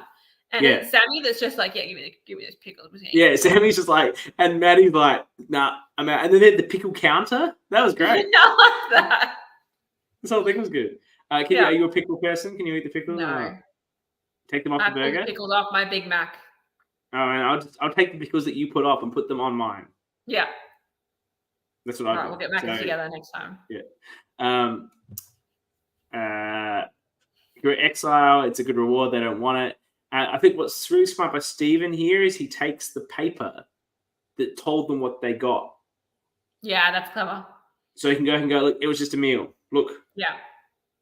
I don't have any special advantages or whatever. To help him. But I like that he said that. I think that's very smart. And so we're looking at orange now, and Andrew's pushing very hard against the rocks.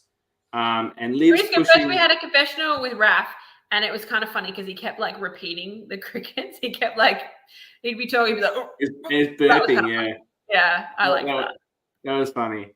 And Liv's pushing, it says how, but that can't be right. Someone to make a move. And then I clock that. Basically, I've got OG Purple is trying to get Andrew to flip, and OG Orange is trying to get Steven to flip. Yeah. And I'm like, they're going to go to rocks. And Caitlin has the thingo rock, the rock advantage. I'm like, they're going to go to 1-1, I've realized here. Yeah, I was like, oh, this is awesome. Yeah. I don't think anyone's buying the rocks argument. They all think kind of scared rocks. I've got to think Andrew's Rock River Destiny hydroelectricity like, speech that he makes to them is bizarre. It's like, it's coach-like, I've said. Yeah. Do you remember what I'm talking about? Very coach-like. I don't remember. He said a lot of stuff that was funny. Yeah. And then we go to purple. They want to vote out Zach because he went to Exile. Exile says something about how. And then I've got Bet is such like a godfather, like 100% of the time. Like, you can't tell me, like, he's just not fucking like living it up in those confessionals. He loves it. And Samara says if they had an idol, they would have played it by now. I'm like, why? When would they have played the idol? They wouldn't have played the idol by now. I like that Zach shared it with Maddie. Yeah. It's like, update, I've got an idol. Yeah. And I'm like, Maddie could be Sareed here. Because I'm like, they all have idols. Yeah. They could have very easily. Because we have, 4 idols on that tribe now? Yeah. Yes. So Zach has an idol. Samara has an idol. Jake has an idol. Hal has an idol. And who's immune? Who have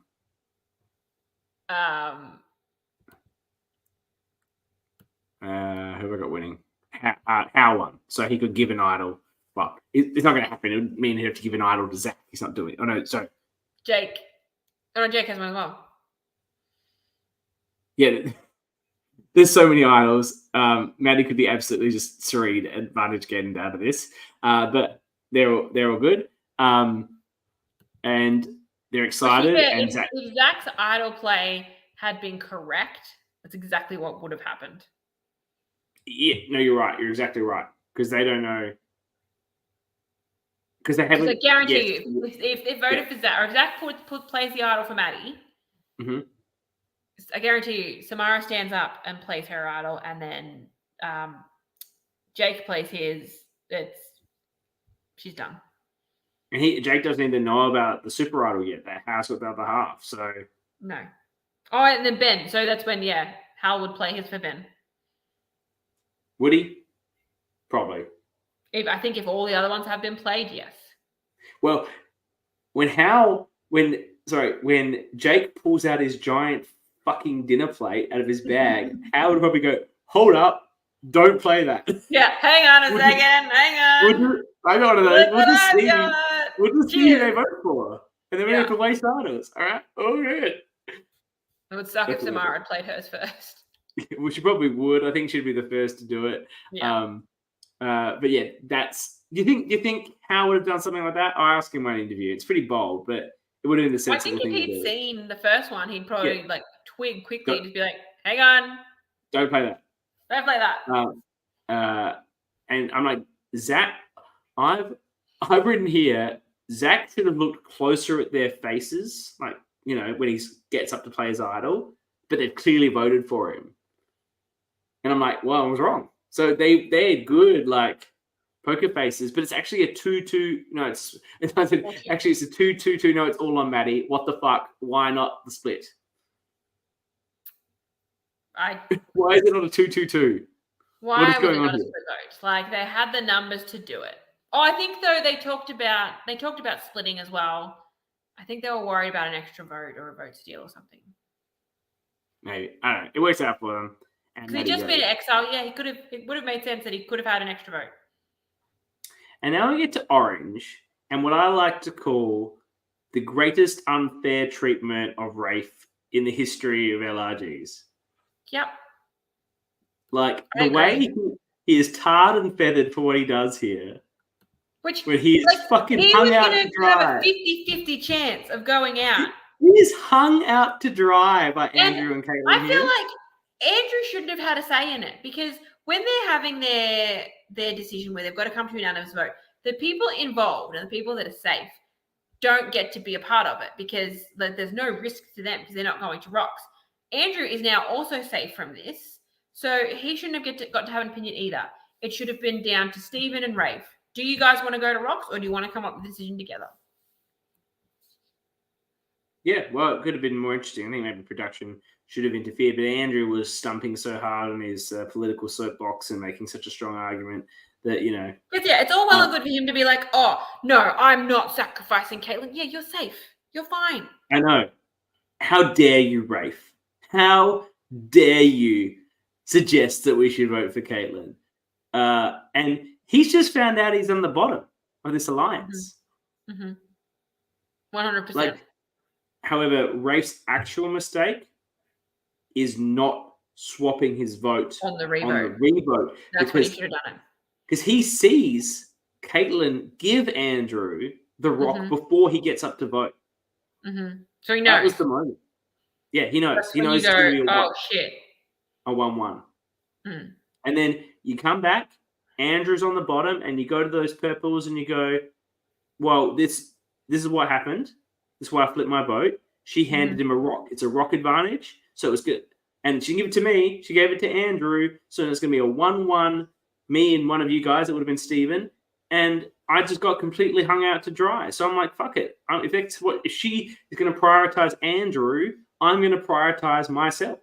And I'm going to flip the vote. And I'm with you guys now. And then we can do Andrew next. And I'm there to be another purple, because I know the purples are down in numbers as well. I'm done with those guys. Yeah, that would have been good.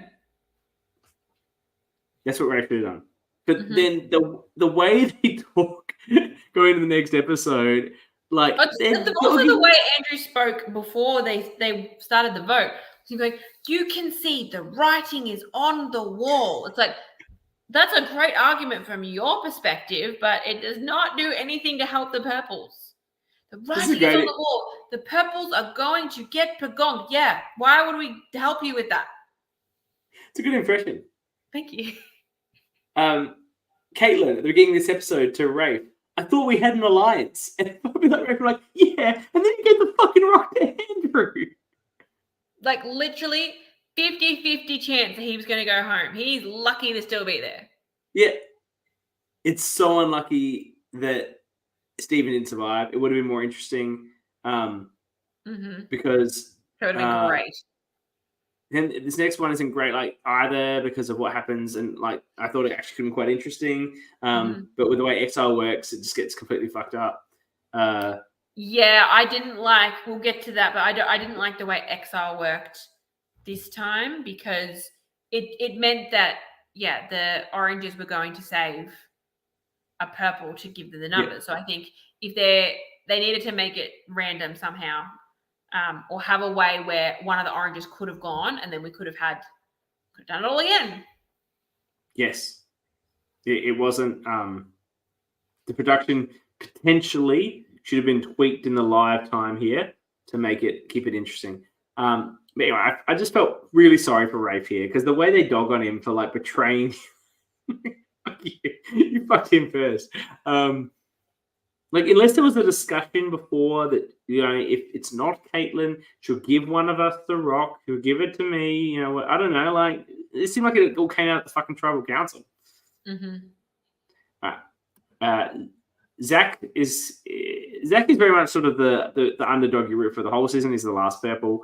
You hear he thinks he's a stronger player, but he's a little nervous and he's subtle. It's like Maddie's much more powerful and big, so maybe that's why they voted for her, I guess. He's trying to work it out.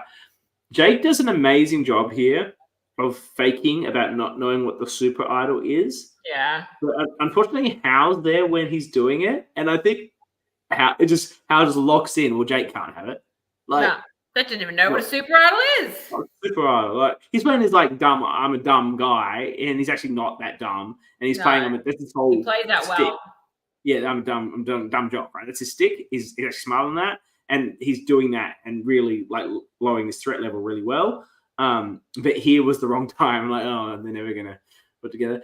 I'm not sure what this challenge is because I said it looks like a pain in the ass. My notes say team balancing water. Love this challenge. It took me a minute to remember. They've got like the plate and they're all pulling on it and they've got to balance the water. And Andrew fucks up the challenge for them, but no one wants to say it to him. He maybe threw it. No, he didn't throw it. When they were putting it down, he wanted to put it down on the table, whereas they could take it off as soon as they crossed the line. So what Purple did is they would cross the line, someone would grab it. He was like, no, set it down on the table. And then because they didn't set it down evenly, it spilled. The problem with someone like Andrew, and I'm very much in this category as well, is you're so confident in everything that you think that it's hard to and he speaks with such conviction too. Like you can't go against that. And look, when I play Survivor, I don't think people buy it, but I think in real life they do sort of listen to me a bit more. But on Survivor, everyone was listening to Andrew. Like he was coming across. This is what we need to do.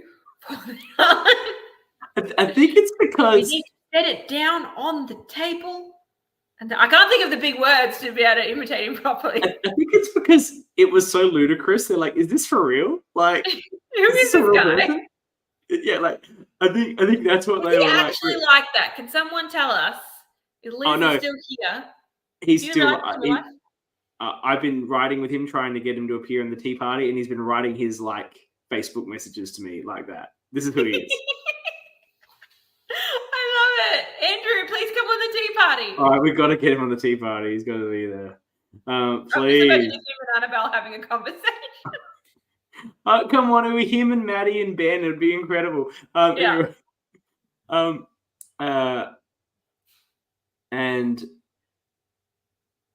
okay, what am I looking at? We get Exile. So they tell the new purples that it has to be a unanimous decision, but of course, Zach just goes with whatever they say, and they send Liv basically saving her from the vote, making sure that Sammy is the vote here.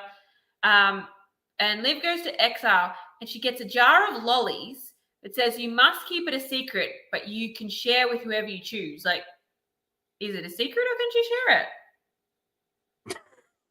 It's neither, and it's both. Confusing. I have to say, I like the idea. I liked how Purple understood what they needed to do right away.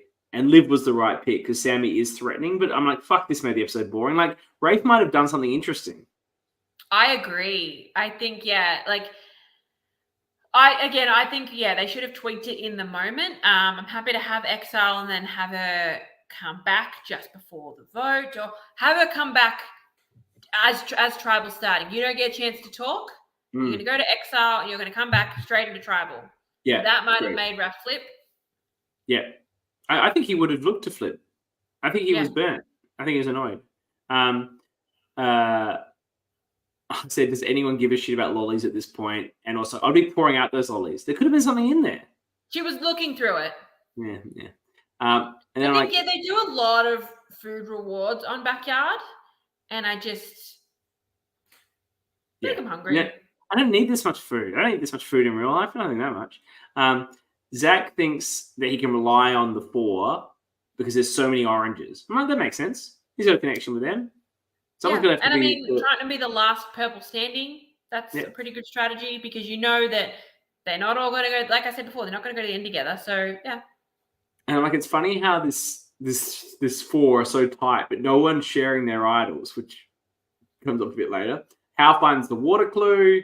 He shows Jake and Samara, and just fucking immediately find it. Just add another fucking idol into their like. Yeah, done. Another one. They didn't tell Ben about that one. It really showed that Ben was like the 4th of Ben their was on 3. the outs. Yeah. And then I've got Andrew should be on Real Survivor. The secret police stuff shut down the dissent. Like this, he's doing a confession. He's talking about we need to cleanse the tribe of the old purples. And then he's listing every single person as a threat. And there's no secret police shut down dissent. Mm-hmm. Yeah. He's 2 episodes in a row with the episode titles as well. Because I wasn't noting the episode titles. And then Andrew's like, I see myself working with Kat. Meanwhile, Caitlin hates being called Kat. That's been established throughout the season. And then Andrew keeps talking about how Kat gave us the idol and then being pissed at Brad and now wants to burn him. I'm like, fuck. Anyway, Sammy goes through one. I think Boston Sammy could have been quite good. Strong challenge. Strong. I like Sammy. I mean, and even we saw she doesn't know much about Survivor, but she knew she was fucked there. Like she was like, well, I guess it's me. Like, that was We didn't talk much about Steven as well. I liked Steven too. He was good. Nice guy. He wasn't in a lot, but a good vibe. Get the battle back, and I'm like, what a fucking challenge! Like the last bit, not the earlier bits. Yeah. I'm like, Domino Tower first. Whatever. We get Jeff, James, Kath, Kiara go through the second round, and then we had the stacking the blocks with your feet. I will say I've got in my notes. I think the milk crate they were sitting on was a bit too low because trying to get that last block on, especially for Kath, who's got shorter legs, I wouldn't have the flexibility to be able to do that. I'd just be like, well, I'm done. Jeff was already a master of that milk crate, as we saw earlier. He's big as well, but that's a hindrance in this sort of thing. Yeah, I agree. But I'm looking at this, I'm like, this is fucking impossible. Kath had to do it 3 times because she got all the way to the last block, it dropped. She got all the way to the top again, and she'd misspelled revenge. We had the HHH upside down U incident, and then eventually she does it a 3rd time and gets it right. Just to be clear, the hosts missed an incredible opportunity when she misspelled it to say revenge is the dish best spelt correctly. Well done. That was one of my final moments when I wrote that. Jeff loses by it's like a second. It's like, he's like finished and she's won her way back in. Like there was nothing in it. I will also say at this point, I did not know that it was only one day. I thought maybe they'd gone 2, and I could see that it was starting to get dark. And I'm like, oh yeah, that makes sense. Bring her back in, and then they're gonna go have night. No, it was that we were just getting started. That was a fantastic battle back. The battle between Jeff and Kath, amazing. And it just to me, like as much as I was happy to have Kath come back in, it just really hammered home that Purple has no chance because there was only 2 orange people battling in out of what 6? No, 7. I don't know. There was a lot of people there, and only 2 were original orange, and of course, it's an original orange that comes back in. At merge, 7 of the original. No, I think like in the battle back, there were only 2 oranges competing. Yeah. And one of them managed to get back in. Like I'm just the only orange that is not at the merge is Kiara. Yeah. Every other orange is still in the game, including Hao, who I also include as an orange. He's original orange, yeah. Well, he was on Exile, but he went to orange. Yeah. It's amazing. It's the pagonging of pagongings. Yeah, we're not here for a pagonging, but that's all right.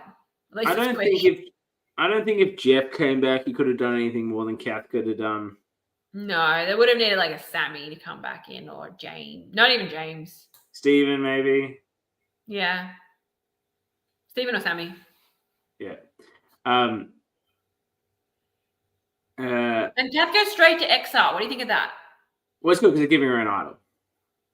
Yes, I like there was a mechanism to give her an idol, but it's a bit harsh when you just get back in and you're away again. Nah, because they're doing the auction and whatever. There's plenty of time to chill. I doubt she was at Exile for very long. It was there to go get the advantage. Yeah. And we do the auction. And she gets told that there's the bowl of rice and there's an idol at the bottom, but she has to get it before the auction ends. I liked it. I like that. I like that it's, you can't just sit there and take the whole bowl of rice back to camp. You got to get that out. I enjoyed that.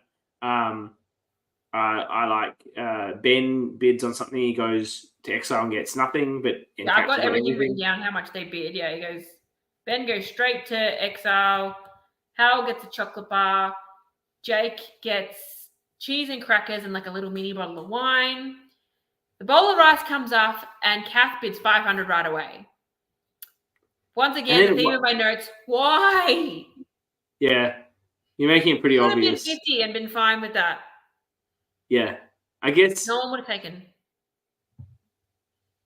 Yeah. I think, look, I'd probably do it. Fuck it. I'd say, it's fucking idle. I'm not risking it. I would have gone 50, and if anyone upbid me, I would have gone to 500. What if they say 500? You're fucked. Who's going to go 500 for a bowl of rice? What if Andrew's clocked this? He's smart. I don't know. I think calculated risk. I think it's not worth it. Just go to $500. Okay. So anyway, and then we see her slowly make. I like how one of Kyle or Brian. I'm sure it's one of them says, "Girl likes her rice," and that's the episode title. You can't keep the host. I didn't hear who said it. I thought it was someone else. I could be wrong, but I felt it was Kyle or Brian. I didn't pay attention enough. Well, we'll have to check in with them on that, but I don't think the host can give themselves the episode title. No, they can't. I do like that when she was eating it, we see her, like, if that was me, this is where my bull in a china shop would have come out. I would have dumped that shit out and been like, "Loo, idol." Instead, she sits there and she's slowly eating it, and she's eating it from the side, so it's very easy for her to pull it out. So she does well. And then they give her another benefit with the 60-second cake eating. Yeah, see, that was my thing because I've got written in my notes that, she had to get it before the auction ended. I would have been paranoid because there was a lot of items at this auction. There was more than one per person. So I would have been nervous of like, what, this auction's going to end. So I would have been like, rice on the ground, give me my idol. But they did that cake thing so that she'd have time to sort of sneak it out. So then Raph gets a cheese and salad roll. Liv bids $500 for nachos. She gets to share with someone. She chooses Zach. Again, why Zach? Why not take the opportunity to build a relationship with someone who's in that orange group, Zach has already said he's got an upset stomach. No good. Samara goes for a covered item, which is a tiny little bottle of water. Zach gets a covered item and he gets to have that or the second item. He sticks to his first one and gets some pasta. Hal bids on the other option and gets crickets. Jake gets pizza. He can either have the pizza to himself or give one piece to everyone, and he doesn't get any. And he's like, yep, I'll give it away. And they're all like, no, you have it. It's fine. Like, He's been wanting pizza all day. That's fine. That's the right thing to do. There's an advantage in the game. Andrew immediately goes to 500. He was saving all his money for that moment. Absolutely. Yep. And then there's cake. Samara gets it, and she gets 60 seconds. Kath doesn't go for that, and just because everyone's going for the thing, she's just like, boop, straight in the hoodie. Well, Jake doesn't either. He's sitting his pizza. I wouldn't eat it. I hate cake. So like, but it's enough of a chance for her to get the idol, which is good. We're set up for that. I liked all of that. And then Kath tells Zach she wants Ben to go, and I'm like, surely Zach's going to report that, but we'll see that. And then they're doing the ball challenge. I'm like, I've got one here. Did Kath throw her ball at the dog? I hope not. But anyway, you missed a couple of things. Andrew's advantage is a vote steal. We saw that, which yep. And then Ben at Exile got everything that everyone else got except for the idol, but including the vote steal. Yeah. What do we think of that? I think it's fun, but there's too many fucking advantages in the game, but sure. Yeah, 2 vote steals is a lot. At this point, I was in an org where they had 2 vote steals and the 2 people just stole each other's vote. Yeah, that's fun. At the final 10 here, there are 4 idols. Jake has 2. Hal has 1. Samara has 1. They're all in one alliance together. Kath has an idol. And there's 2 sealer votes. It's a lot of advantages. So there's 5 idols in the game. Yes, it's 5. Sorry. 5 idols for 10 people. Jeez. Yeah. Unfortunately, 4 of them are all in one alliance of 3 people. I love it. And they're really the power of the whole thing. Because Andrew thinks he's in with them. Zach's trying to be in with them. None of them are that threatening that you're like, oh, I got to get him out. Hal should have been, but no. Yeah, I think Hal downplayed himself very well throughout the game. He was worrying. He's like, why are people taking me out? Because I think you're like playing this well. And you're leaving people like Andrew in, who's always going to be copying heat more than you. And Zach, like, how gets Zach get to the end, he'll get all the votes. So like, they kept having someone like Andrew and Zach around is good for someone like Hal. He's never going to cop votes for those people there. His only issue if those people were gone and it was like, Rafe and Caitlin and stuff. Still, I think he probably beats them. So we've got Zach and Liv are like, we need to present as a united front. What do we think of this? Are they better off acting like they're not together, acting like lone wolves, or are they better off presenting as a duo?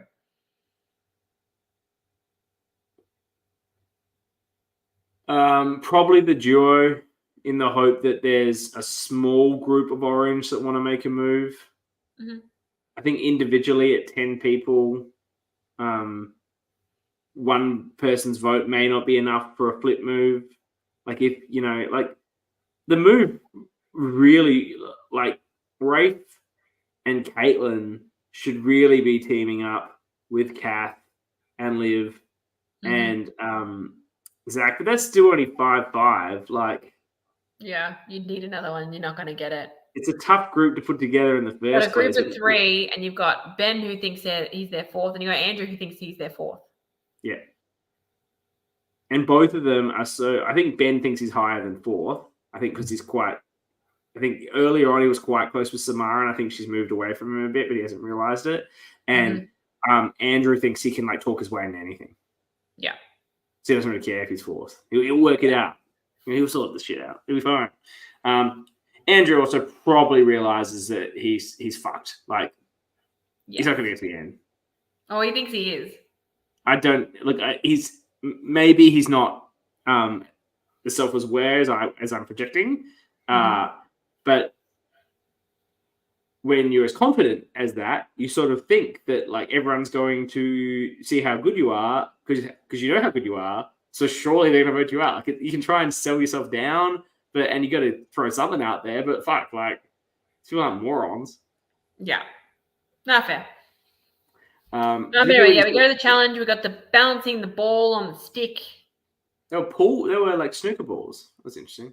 Yeah. Jake we wins. see Hal is like the whole time like all over the place, and then Jake's just there like, oh yeah, this is fun. Jake could have gone for ages on that. He wins easy. And then Hal once again is trying to offload the fake idols. And he can't do it. Do you know, actually, I just thought, as you said, like he's still trying to offload it.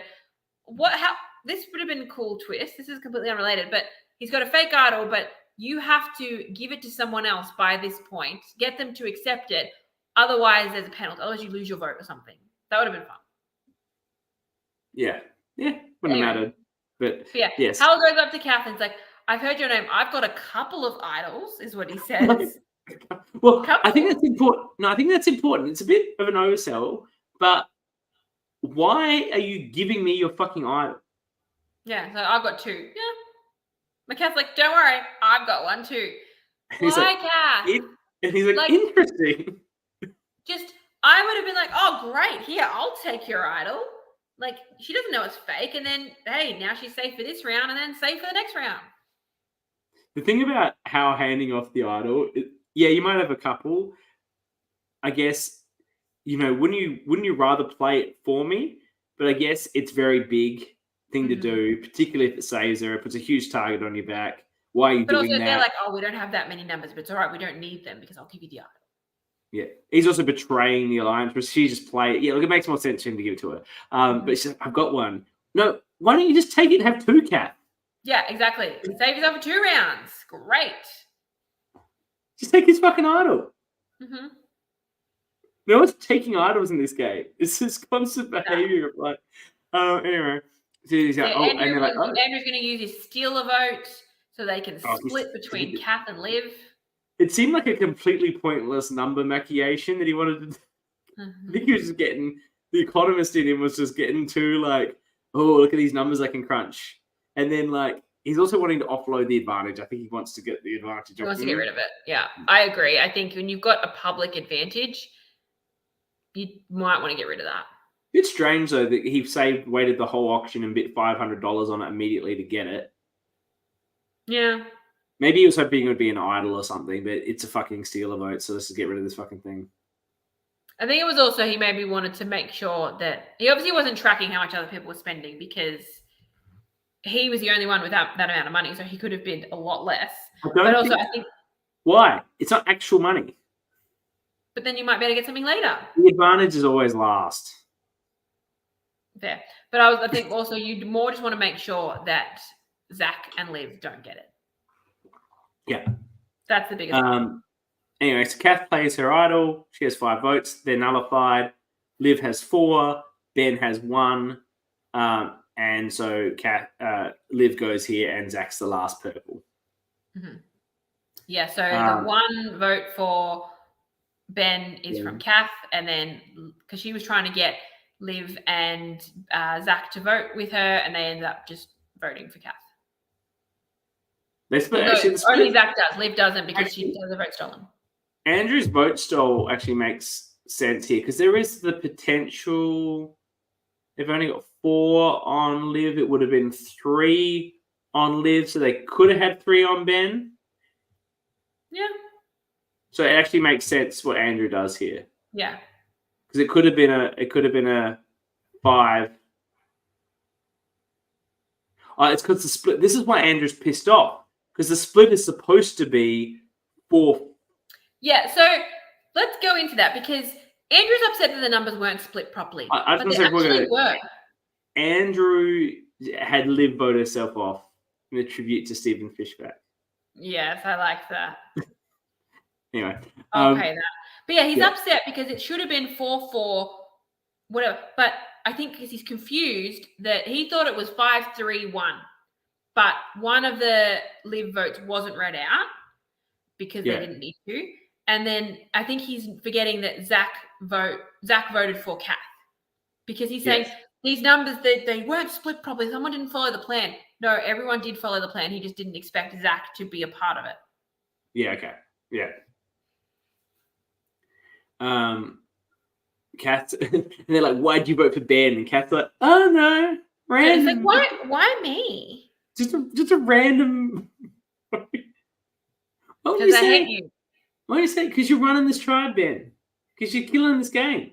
You're a huge target. You're a huge threat. How can everyone not see that? Like, isn't that what you should be saying? I agree. Don't back away from it. Call these people out. Lean into it. Because I want you out. And he'd be like, "Yeah, I'm running this game." Well, in confessional, it'd be it'd be giving a confessional about that. Me, I'm not running this game. I'm not a threat. And then the confessional, I am definitely running this game. I'm killing it. I'm in control of everything. Yeah. Unfortunately, your alliance is not your number 4. And then this is where Andrew starts talking about, because he's like, who voted wrong, even though you said no one did vote wrong. And this tells about his code and the numbers. Yeah. This challenge with all those knots they've got to untie. And I'm like, who had to tie all these knots? There's 21 of them on each of the ropes. Someone on prod is calling Jake Luke. Yeah. What? I'm like, no, how's the Luke? What are they doing? Jake Luke. They are, but how's Luke? How's Luke? So we get Jake, Kat, Zach, Hal, Raph, all go through the next stage. Yeah, and then who tied all those knots? Fuck, that sucked. Hal wins immunity. He gets to bring 2 people on reward. He brings Ben. Oh my god! You don't think he should have brought Ben and Jake? No! Don't bring your alliance. Is this going to annoy Samara? She seems fine with it. No, I'm not. I don't bring. I probably still brought Ben, but Ben and Raph. Someone on the bottom that you need to make sure feels safe in your alliance. You know what I wouldn't have done? Sent Zach, Kath, and Kat to fucking Exile. Oh my god, why? That is sending a nice big message to Caitlin that you are on the bottom. I'm happy for you to go to Exile. She did not take it that way. She took it as, oh, he trusts me to babysit these 2 here at Exile. But trust you? You've barely been together the whole game. It's not like Andrew sent you. If Andrew sent her, I would, accept that. I would have. You want to keep Zach and Kath separate, so I would have sent one of them to Exile. Don't send them to where the advantages are. No. Camp. No. This is Hal's only flaw in his game is his choices for Exile. Yeah. But there's nothing at Exile. Just sucks to be you. And there's something the camp has worked for a weird note about preparation or something. It's basically because they're not going to get back together before Tribal. They're going to have 3 at Exile, 3 on reward, 3 at camp, and then boom, you get back together. But as Andrew explains, this is why you need to be previously prepared. We'd had the next vote all planned out already. Welcome to Efficiency. Is the episode title. Yeah, look, I get what they're trying to do. This is another one of these situations. So production had this big idea. They did it in the season of South Africa, and it actually worked. But even if you didn't plan for this, even if you didn't talk about the vote, of course they were voting for fucking Cat. Yeah, exactly. The only thing that it worked is that they got a vote split done. And then, never had time to put a split together. Yeah, Andrew says to Samara that Ben can't be trusted, so he's trying to sort of get himself weaseling into that spot, and that Jake and House did the same thing. I thought it was very aggressive. Kath is all like, Zach, why didn't you vote with me? And I'm like, why should he have? Just to piss off Ben? Right. What is the point of throwing another vote into the minority? Yeah. And then it's got Kath goes 5, Zach 3, Ben 1. We didn't really talk about Liv before when she went. She was nice. Yeah. I don't. She's not overly memorable, but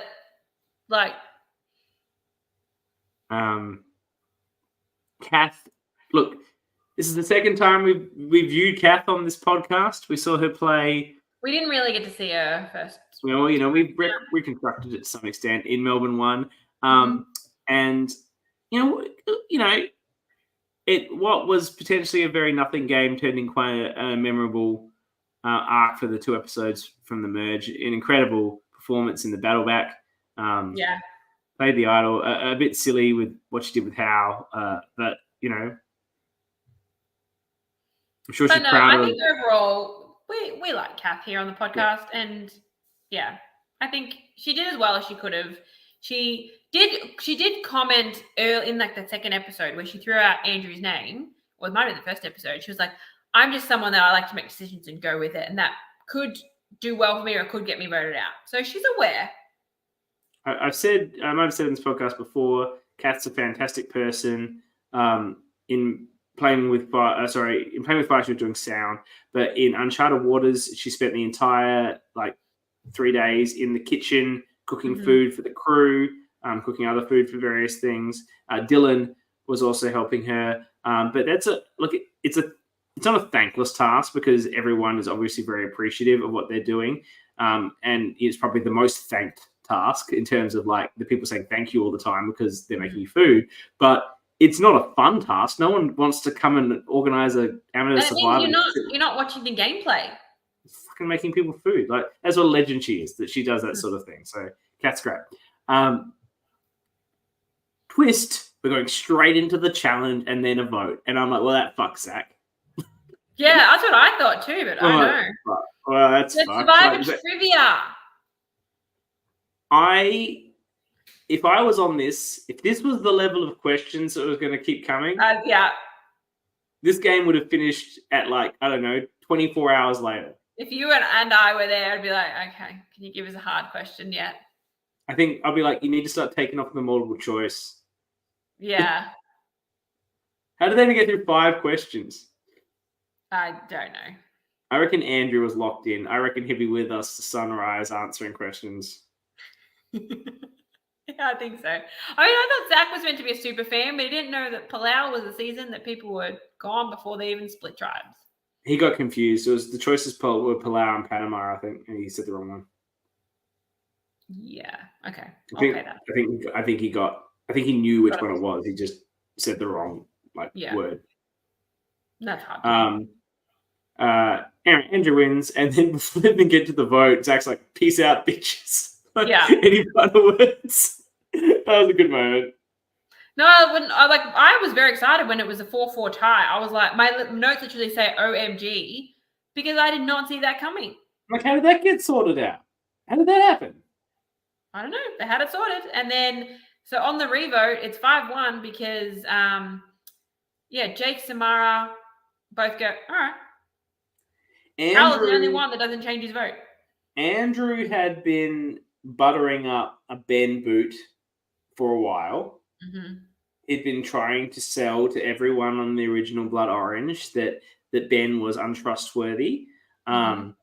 He obviously had Caitlin in on it, and he had Rafe in on it. So he had his crew from the Swap tribe queued up to do it. He'd already kind of had a chat to Zach. Mm. So he'd been planning this. He's multiple steps ahead. He was ready to go.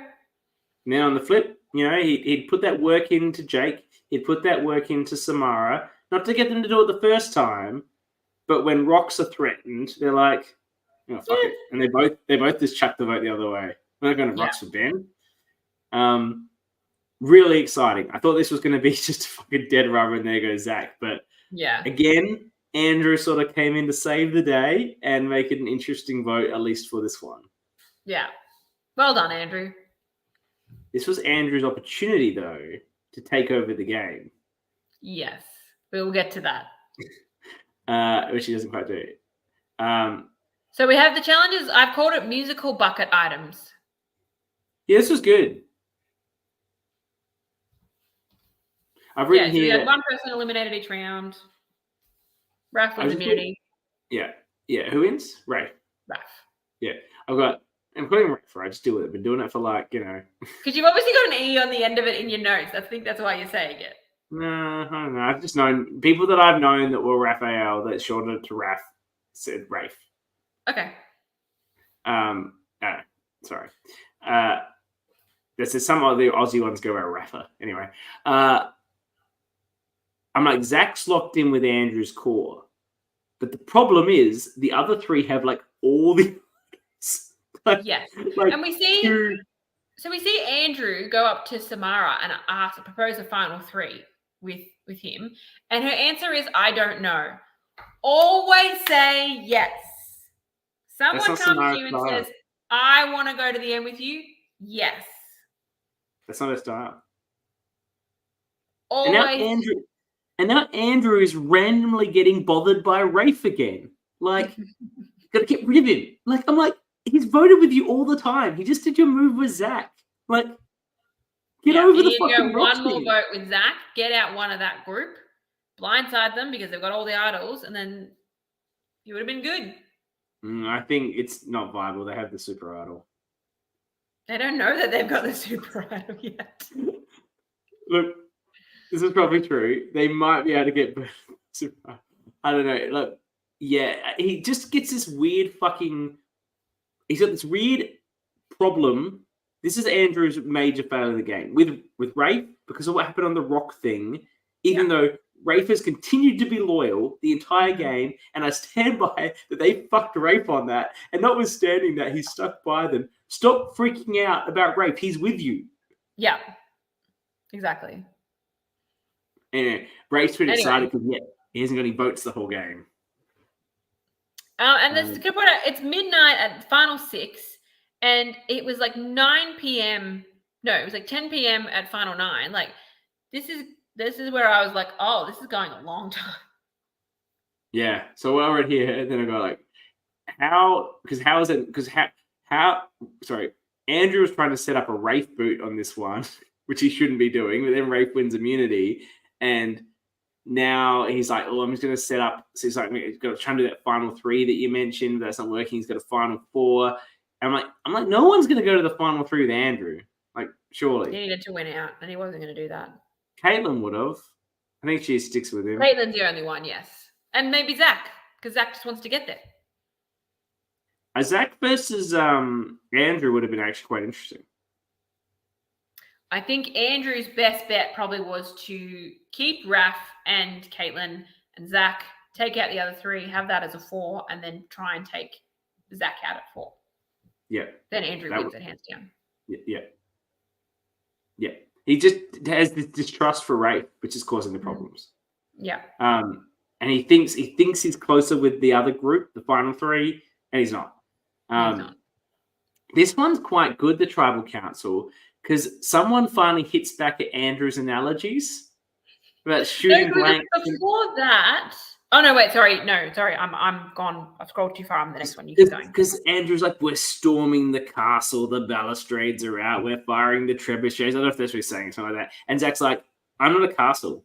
I'm like one fucking dude from Turkey that you've annihilated. How am I the castle? Yeah. I don't know. And then Andrew's like, you would win this easily. Look at the jury over there. They're all your friends. Your impersonation is spot on. We have decimated them. Decimated. So there's like a tinge of South African in the way he talks. I don't know if he's got that background. It's decimated. Like, there's the emphasis on service. We have decimated the other tribe. It would be illogical for us to continue to work with you. Illogical is a perfect word. He would use that word. As I said, this guy should be an actual survivor. Like, he was my favorite. Like, honestly, like spoiler alert, my ORCA vote, that's where it's going.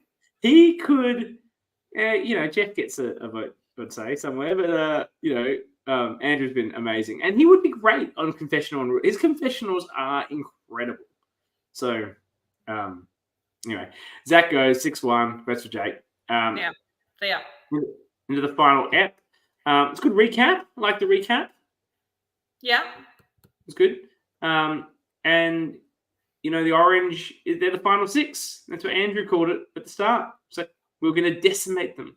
Decimate them. And then I'm like, why is Rafe still wearing the necklace? I don't know. I don't know what I mean by that. I think he's still wearing it. Like, you don't have it after the tribal. Mm-hmm. You know what I mean? Like, after tribal, you don't have the necklace anymore. People crew aren't probably thinking about this at this time. Andrew's targeting Jake, and Rafe doesn't think that Jake's the biggest threat, which I get. And Jake wants to take up Rafe. Jake is only a threat that he could possibly win immunity and get away to the end that way. But you don't think he's going to win? Who cares? And then what about Caitlin? Race worried about her, but Andrew's like, nah, not going to vote for her.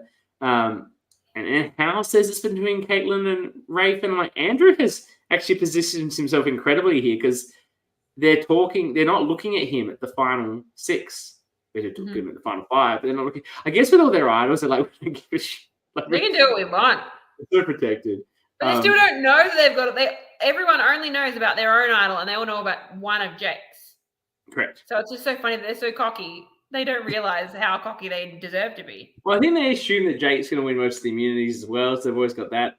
And then Hal's generally there with him, at the end on some of these. So you get this challenge, like a number block thing. We talked about this before the show. You thought that they should have done better at it. I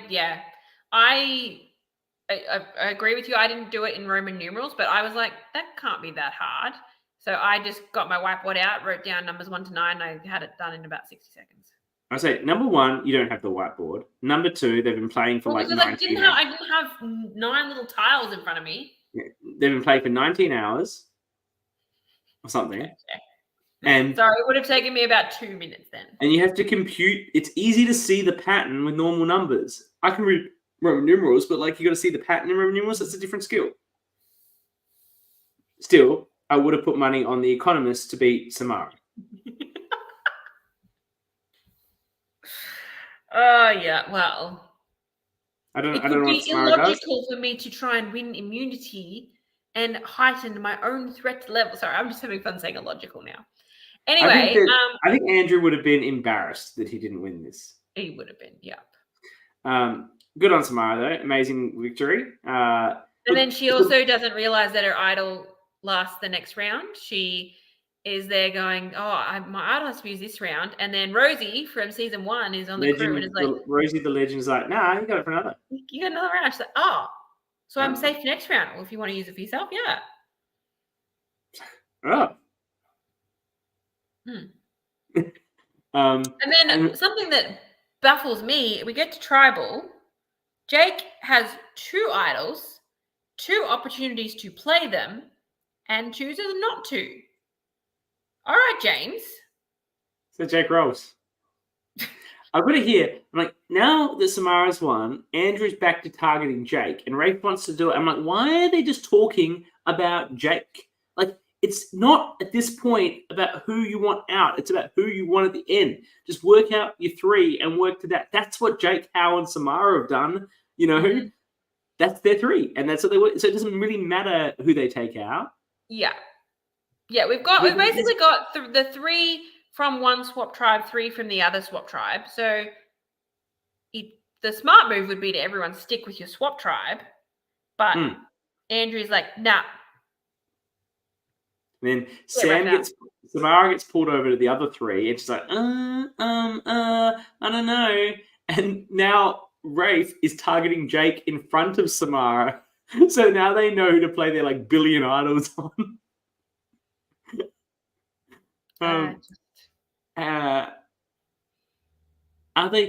Why is there not enough idol paranoia at this point of the game? I'm so confused by that. Is it that we saw one idol get played at this point? Zach played 1. Is that the only one we've seen? You'd think there'd be at least 2, if not 3, in the game. Oh, and Kath played 1. Oh, and Kath. Okay, so maybe they think there's only 2 idols and their idols are done. But when there's Exile Island every round, I'd be worried about that. Why did that purple idol get put back in? I guess that was replacing Zach's idol. Yes, that was replacing Zach's one. Yeah.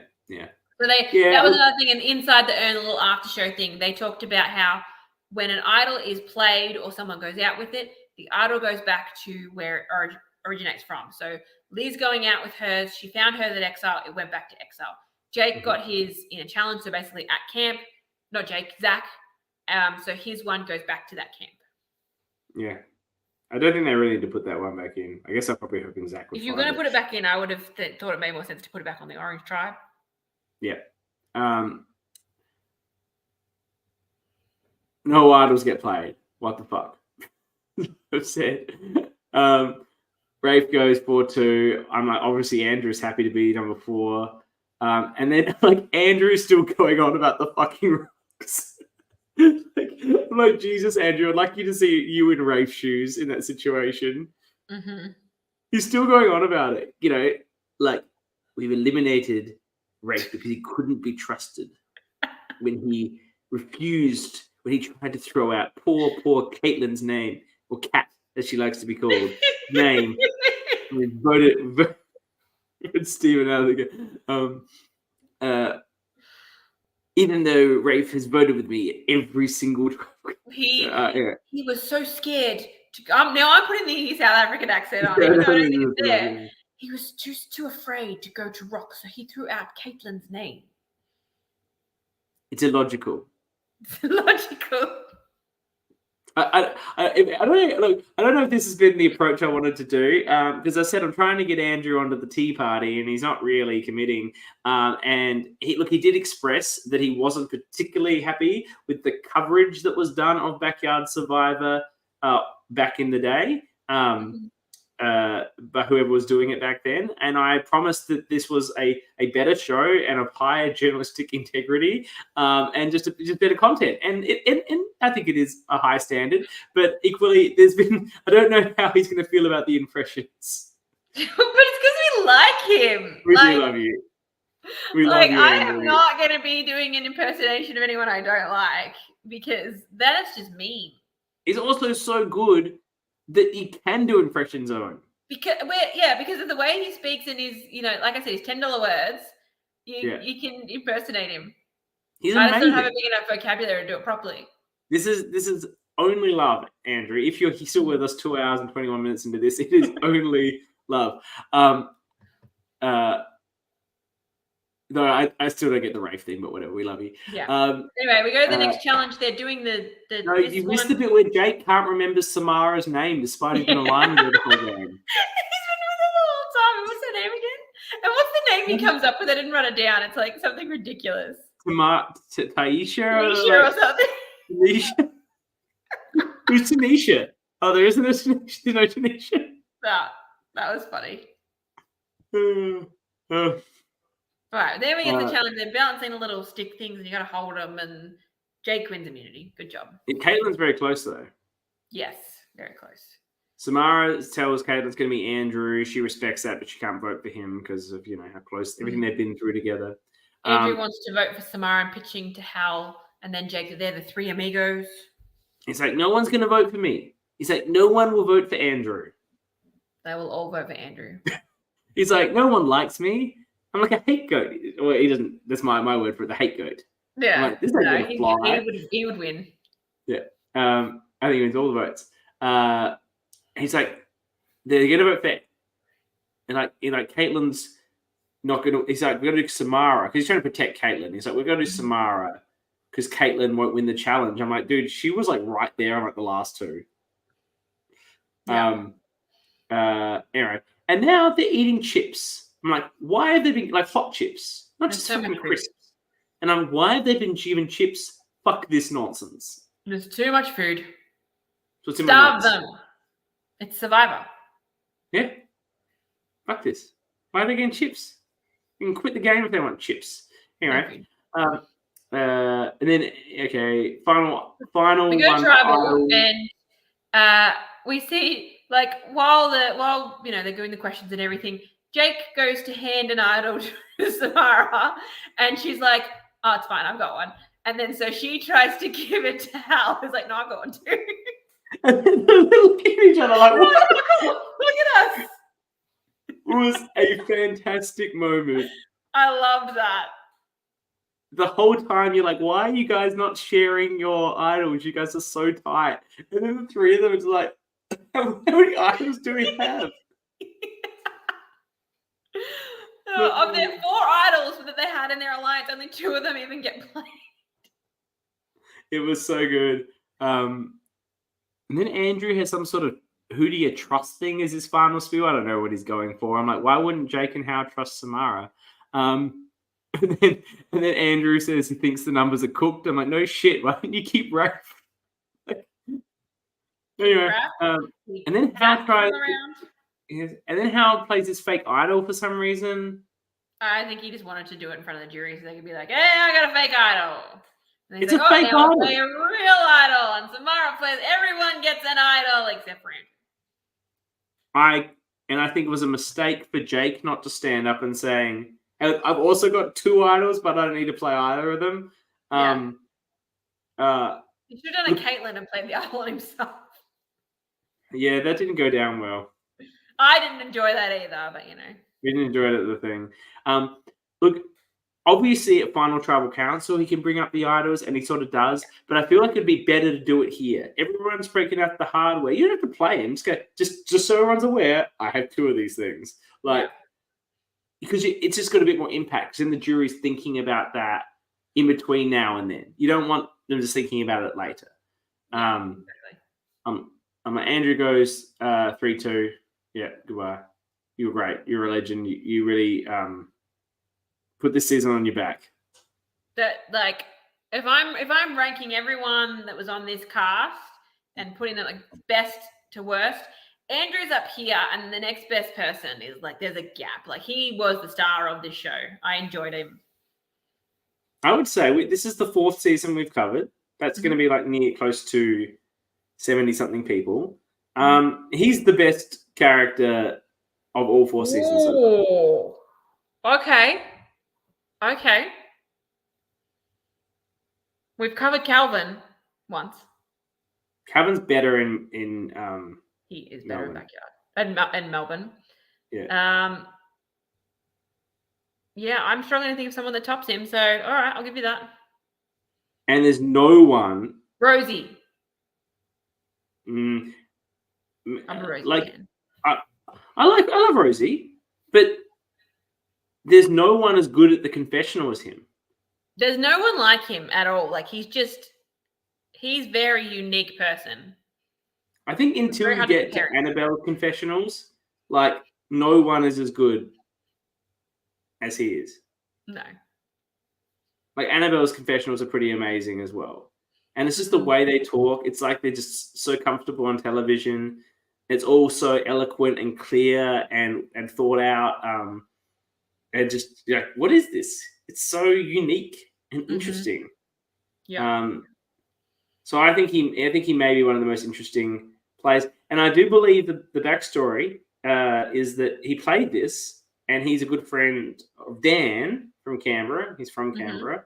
And then he said to Dan, "You should watch this." And Dan watched this season and was like, "Cool, I'm going to own Survivor." There we go. Started something beautiful. I think he has helped out a bit with some of the cameras, I believe.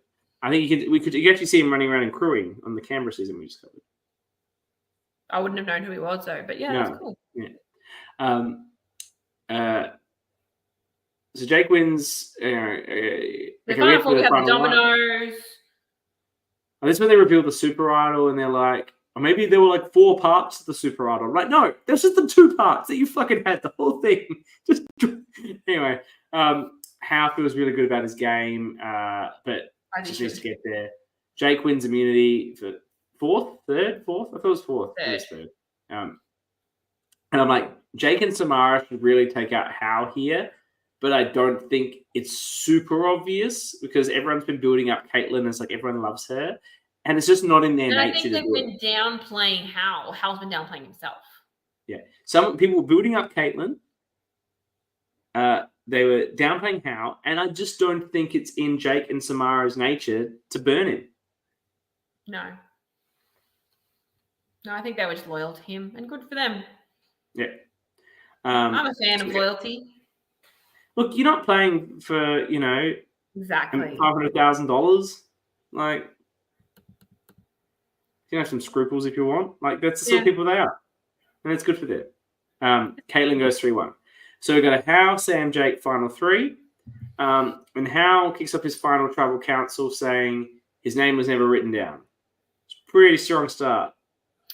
Okay, I don't know how I feel about that as a strong argument because for me, I mean, it is a good thing to say my name was never written down, but it's also, well, my name was written down because I was a threat and people were targeting me, but I never went because I always had the numbers. Like, I think for someone like Hal, like, I think if Rafe got there and said my name was never written down, people would be like, yeah, because whatever. You didn't threaten you're anyone. a goat. Yeah. I don't think anyone sees Hal that way. Mm-hmm. That's fair. He's certainly seen as the stronger game of the three. Jake's got votes. Samara's got votes. Like, when people were throwing random votes out, in the end of the day, a lot of these votes for Jake or Samara were random votes because I'm getting voted out 6-1. I've got to vote for fucking someone. Mm-hmm. And they were never picking Hal. And I think that just showed the strength of his social game. Yes. Which is the real crux of his game. Mm-hmm. How likable it was, very Luke Toki-like. He got the head strategy. Yeah. He didn't need to strategize that much, but he had strategy. But it was the likability of him. Mm. I will say, if we're going to talk about final tribals, Jake did a terrible, terrible job. He says in his opening statement that he literally starts by saying, nothing really puts me above the other two. Like, that's literally what you're trying to do. You are trying to put yourself above the other two. In Jake's defense, I doubt he's ever watched the final tribal before. And he's a footy guy. And in the footy team, you don't go, well, I was the star and I kicked 10 goals and that's why we won. Like, this is true. He's probably used to that team mentality. He's trying to be a bit humble, He saw the three of them as a team. Yeah, that's fair. We've lost our viewer. There was a viewer that stuck with us the whole time. Well, I mean, it's midnight. We're not in Perth. But I'm sure that's why we started late. Yeah. Okay. I felt we had a lot of people watching when we did the backyard one. We did. I guess this. Anyway, people watch it on the people watch the replay. People listen to it on the podcast. It's not all about the live viewers. This is true. Anyway, Samara, I think, does a really good job, especially in her opening statement. She talked about she wanted to prove herself in challenges, but then held back because threats started going. She said she played well socially. She kept her cards close to the chest, which I like. Like, she didn't tell anyone about her idol. That's evident in that. Yeah, look, I haven't got a lot of notes for Final Tribal. I sort of talked about Hal did an okay job at opening statement. Jake did a terrible job. Samara did a great job. And then the jury is basically just saying Hal is going to win. I've got a bit. Like, Stephen wants to know what they did. Stephen said Hal had luck. Hal's like only, had one idol. He said luck is always going to be a factor, though. Yeah, and he said I think he acknowledged that, but he also played his luck well. He said his good moves. Yeah, that's what you need to do. If luck gets brought up a Final Tribal, you need to talk about, okay, yes, I had good luck, but I made the most of that luck by doing this, this, and this. And then I also had bad luck, and I minimized that by doing this, this, and this. Hal asked what were their moves, and Hal mentions getting Jeff out, but also the move on Kath with the fake idol. It's actually a pretty good one to raise. Then Jake says his best moves were voting out Kath twice, but also Ben where they switched. And then Samara said, also because I switched. And then James is like, but was that your actual plan, or did you just switch to avoid rocks? And they're like, yeah, I just switched to avoid rocks. And I'm like, that's not a fucking move. That was Andrew's move. It's like when people talk about trying to claim at Final Four voting out the biggest threat in the game. It's like, it's Final Four. Of course you're going to vote out the biggest threat. Like, that's not, I wouldn't ever claim that. Yeah. And then Ben's like, what? So you guys burned me, but Hal didn't? Sweet. And then Hal knows how to play this jury, because he says to Jeff that he was the biggest threat in the game. Ego-stroking Jeff. Yes, I was. I am amazing. Like, you know what I mean? That's how you get Jeff's vote. Just lock it down. Jeff, you were just so intimidating. If you got here, you would just... We had to get rid of you before we got rid of you. He's like, yeah. That's all I'm going to say to him. Zach asked what the biggest regret was. Hal said not taking Andrew to the end so he could actually have some competition or beat the best.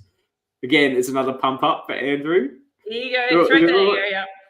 He's being very sycophantic to the jury, but he's doing a very good job of it. And then Jake and Sam talk about, they stuffed up some challenges as their biggest regrets. And then Liz says, Maybe it was bringing Hal. Liz with the burn. Like, I loved that. And then Jeff's like, yeah, that's right. Jake, your game was good, but you also shouldn't have brought Hal. And then Sammy, we'll come back to Sammy. Andrew asked what differentiates the three of them. Hal says your game from each other. Hal's like, I lied a bit, like I was actually a bit deceptive and had some strategy in that. Jake says, I want immunities. Sam said, he says she's reserved and close to her chest. And like, and Jeff wants the dirty laundry. Why don't the others deserve to win? Sam says Jake hasn't been strategic, which Jake's like, yeah. See, again, that's not reading the room. For both of you need to say why Hal doesn't deserve to win. Yeah, and then Sam says Hal hasn't been good at the challenges. I'm like, this is nonsense. I mean, he was good at the challenges. He has, but also, who cares? Yeah. And Jake says they all deserve it. And then Hal, I think, gives the best answer for his style, which is to not be too deprecating on this. He's like, I just played a better game than them. I was better. Yeah, I like that. I like when people are like, I'm not going to tear down my opponents here. I'm just going to pump myself up. I was better. I was. And then Rafe asked what they're doing with the dollars. I'm like, boy, I don't care about that. Yes. But Sammy asked for a fuck, shoot, marry for each of the three to say about the jury. And I don't know if so Kyle or Brian says something about, we're not doing that, we're not going to show that or something. I don't know why. I think it's a legitimate question. I don't know why this wasn't either allowed or aired. I'm interested. What's our TV rating on this show? Do we have is it a PG show? Is that why we can't do it? I don't know. Anyway, so it could be too mean, but we're going to do it. We're going to do, to finish this off, why don't we just, before we finish, we'll do that in a moment. We'll just close it out. Do the votes. Hal gets all the votes. I was calling a 2 for Samara, 1 for Jake. I thought Samara might get second place and not equal third, but yeah, I think I was very happy for Hal to get every vote except for 2. I didn't know who did vote for Jake. Zach randomly. Zach voted for Jake. Sammy voted for Samara.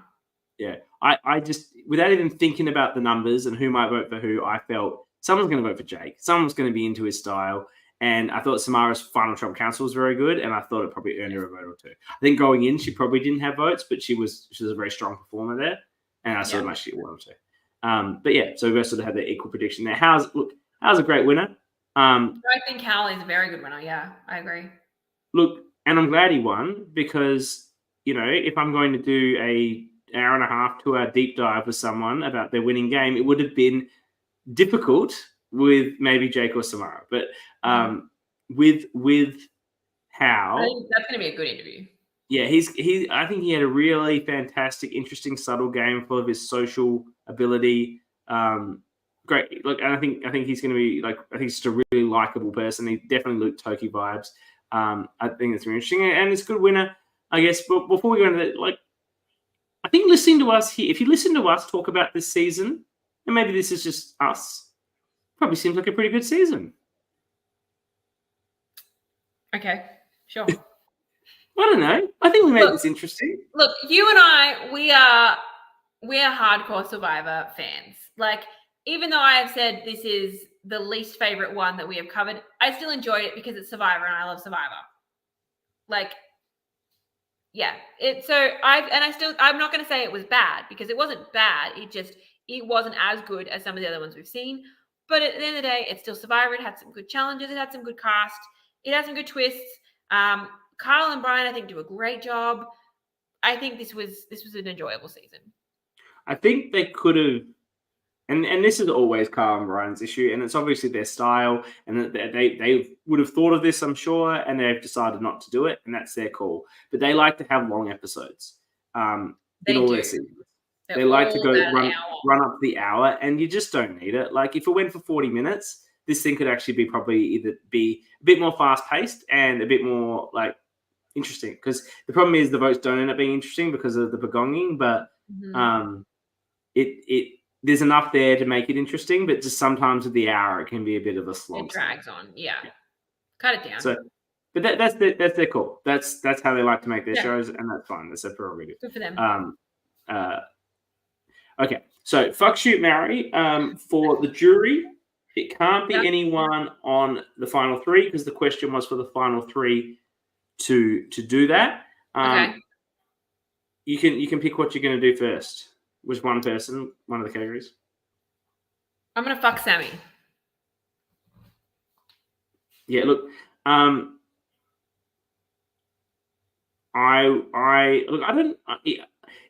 was thinking this. It's just a lot harder for me. I think just to be like, I'm going to fuck this woman because she was the hottest. Like, it just seems very misogynistic to be judging them. It's fine when I do it.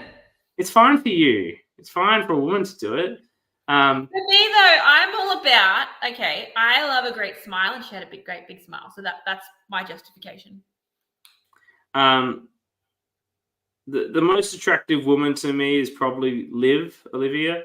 But for the fuck, because I don't want to be so misogynistic and say just judge people like this, I'm going to fuck Steven because he was the hottest guy.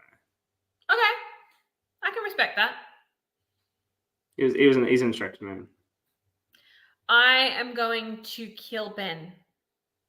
I found him annoying, and I like his strategic moves that he made were not good. So he can go. The kill is really hard as well. I just want to sort of like nope out of this as well. Like I just want to say everyone. I mean, this was your idea for us to play this game. So and then you're just like, I don't want to say anyone. The Carl and Brian didn't want to do it. I'm going to kill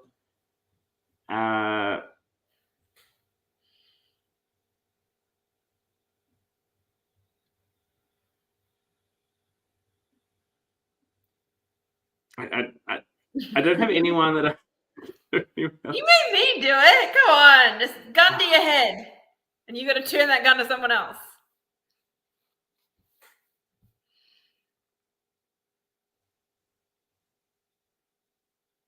Can I come back to it? Let's you can come back to that. All right, but you have to say who you're going to marry first then.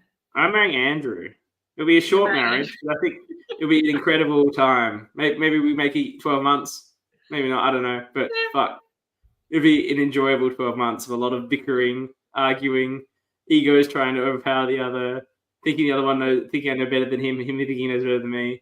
Fights. And then assuming I was actually into guys, incredible makeup sex and whatever. And then him fighting in his way. It'd just be entertaining as fuck. So yeah, I'm marrying Andrew. In Australia, it'll be fun. All right. I think I'm going to marry Maddie. Maddie, she's your type? Yeah. Longer term? That is, absolutely my type. But also, I don't know. I feel like we'd get along.